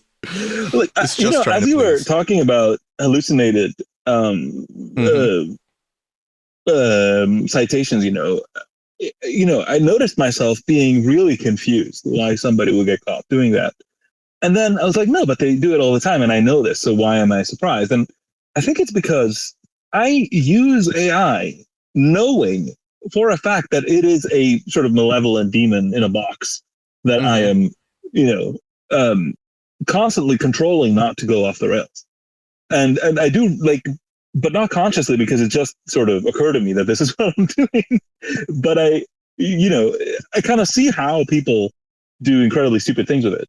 But my use has evolved to the point where I'm I would never consider sort of taking what it gives me and just handing it to another person, even though I use AI more than anyone you'd meet. I think, that's all I do all the time. Right. I'm sitting in front of an app of some description and tossing prompts left and right. But I guess through experience and a lot of trial and error, and definitely a lot of error, you have to be in a superposition at all times with this thing where this is really cool if true. You're very much in a huge if true, and you're like, how do I know this is true? Environment. Okay, how do I prompt you into a space where you reveal yourself to be fraudulent if you're fraudulent? That's a lot. I mean, you probably do the same thing, because I think everybody who is using this competently ultimately evolves themselves to that sort of mindset, but maybe we haven't done a good job of highlighting this. Well, the problem sort of so prior to me, my long time history on this show talking about these unfoldings is, for the longest time I was saying, the tools weren't there yet. The tools weren't here, that they weren't reliable enough. And then recently I think I told you that, with the latest, incarnations, not only of the models themselves, but with the toolkits that come with them, such as Claude Code and whatnot, that we are actually at the point where you can make a significant amount of progress if you know what you're doing on a project that might have taken you weeks or if not months previously, to have it done in several days to some good approximation of what you would have built anyway. But the problem is that we have an environment where there are junior developers who do not have the wisdom and experience to understand solid system design, who are now maybe having some technical acumen, but are now relying on these devices that can create 40 files of software code in 10 minutes based off of a plan that was just done with a small prompt and them hitting yes on the plan that the AI came up with to implement.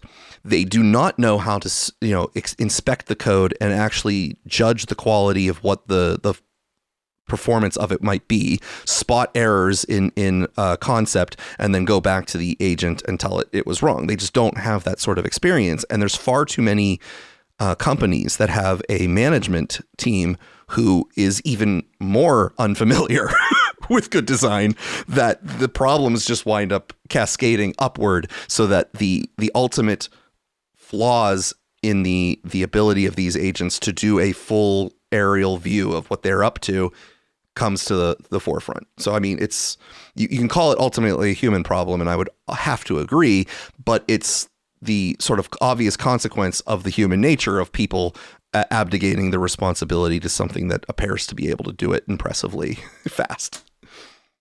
Yeah. Look, I think ultimately we will develop the cultural understanding of how these things fit, what they're for, what they're not for. The only slight problem that I have spotted is that because they have not reached their stable state in terms of capacity. I mean, maybe they never will, right? Okay, fine. But like, even if they do, they haven't yet. We are now in a weird place where, while, every person is in a different stage of the curve of understanding what these things are. So, maybe I'll post something about, a new challenge with AI, and somebody will show up being like, well, what did you expect? They just guessed the next token. They're just like stochastic parrots, which is like, no, that was last year. That was last year's cultural evolution that we did adopt. And then they might be stochastic they might be stochastic parrots, but we are completely, bifurcating and trifurcating and quadfurcating their paths so that the routes that they're taking are completely non-linear. So it's not just picking the next, token specifically from the most likely soft max. Yeah. Anyway, it's a complicated story, but you see what I mean, right? Like, as the memes are catching up, for some people, they're also like, for other people, not.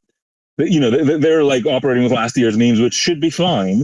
Normally, technology does not move that fast for culture to be behind in normal times, and not for extended periods of time.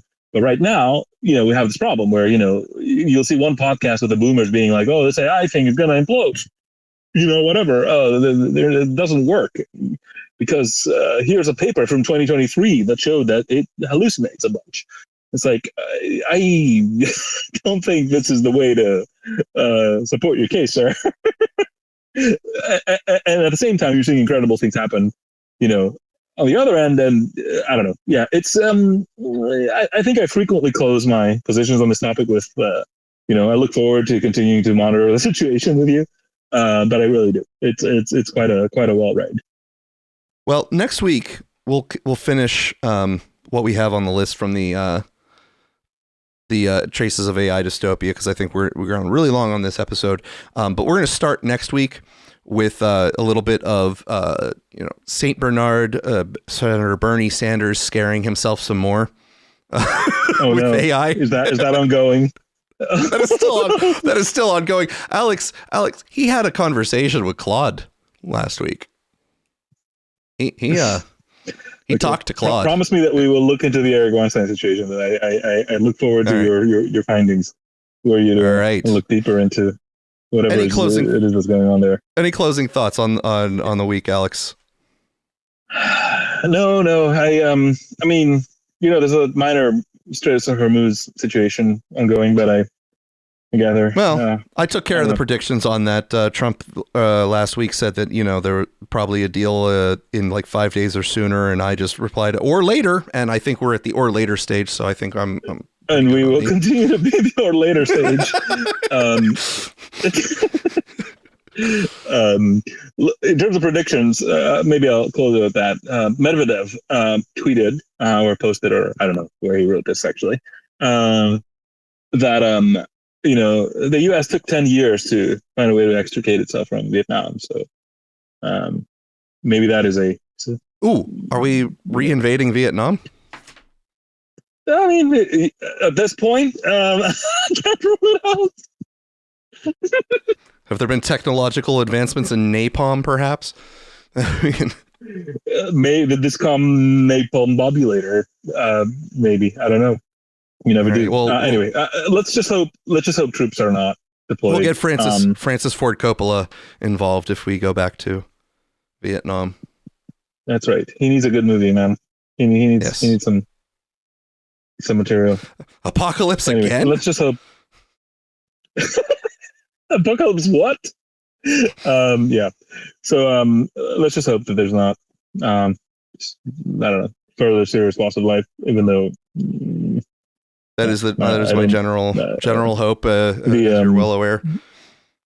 I would make sure to classify this as hope and not prediction, because unfortunately a prediction goes the other way. Well, I guess if you wanted to say that there's like some sort of silver lining, all things are possible. All things are possible. All things are possible with this president, yes. With our great president. Matt, I gotta say, there's something about how people in the administration, clearly they understand how their statements are read by the president and are, speaking to an audience of one. But you always see them talking about, with the President Trump's leadership and blah, blah, blah, we're doing, this new space program. And it's like, do you want me to believe that he understands anything about the new space program? Are you fucking kidding me right now? During the first Trump administration, I sort of said that he behaves like a horse in a barn with a bunch of school kids around it, and the barn is on fire. Like, there's a chance that the horse will, do something good and be spooked and then break open the door and all the kids can run out. There is a chance of that, but then there's also the chance that the horse is going to kick one of them right in the face and kill them instantly. Like, it's not 100% sure what's going to happen with the powerful thing inside of the barn, with the kids. Yeah. Well. But yeah, well, let's hope currently we live to see another dumb week, and I hope everyone on here has a wonderfully dumb week, and we will see you next time. Bye-bye.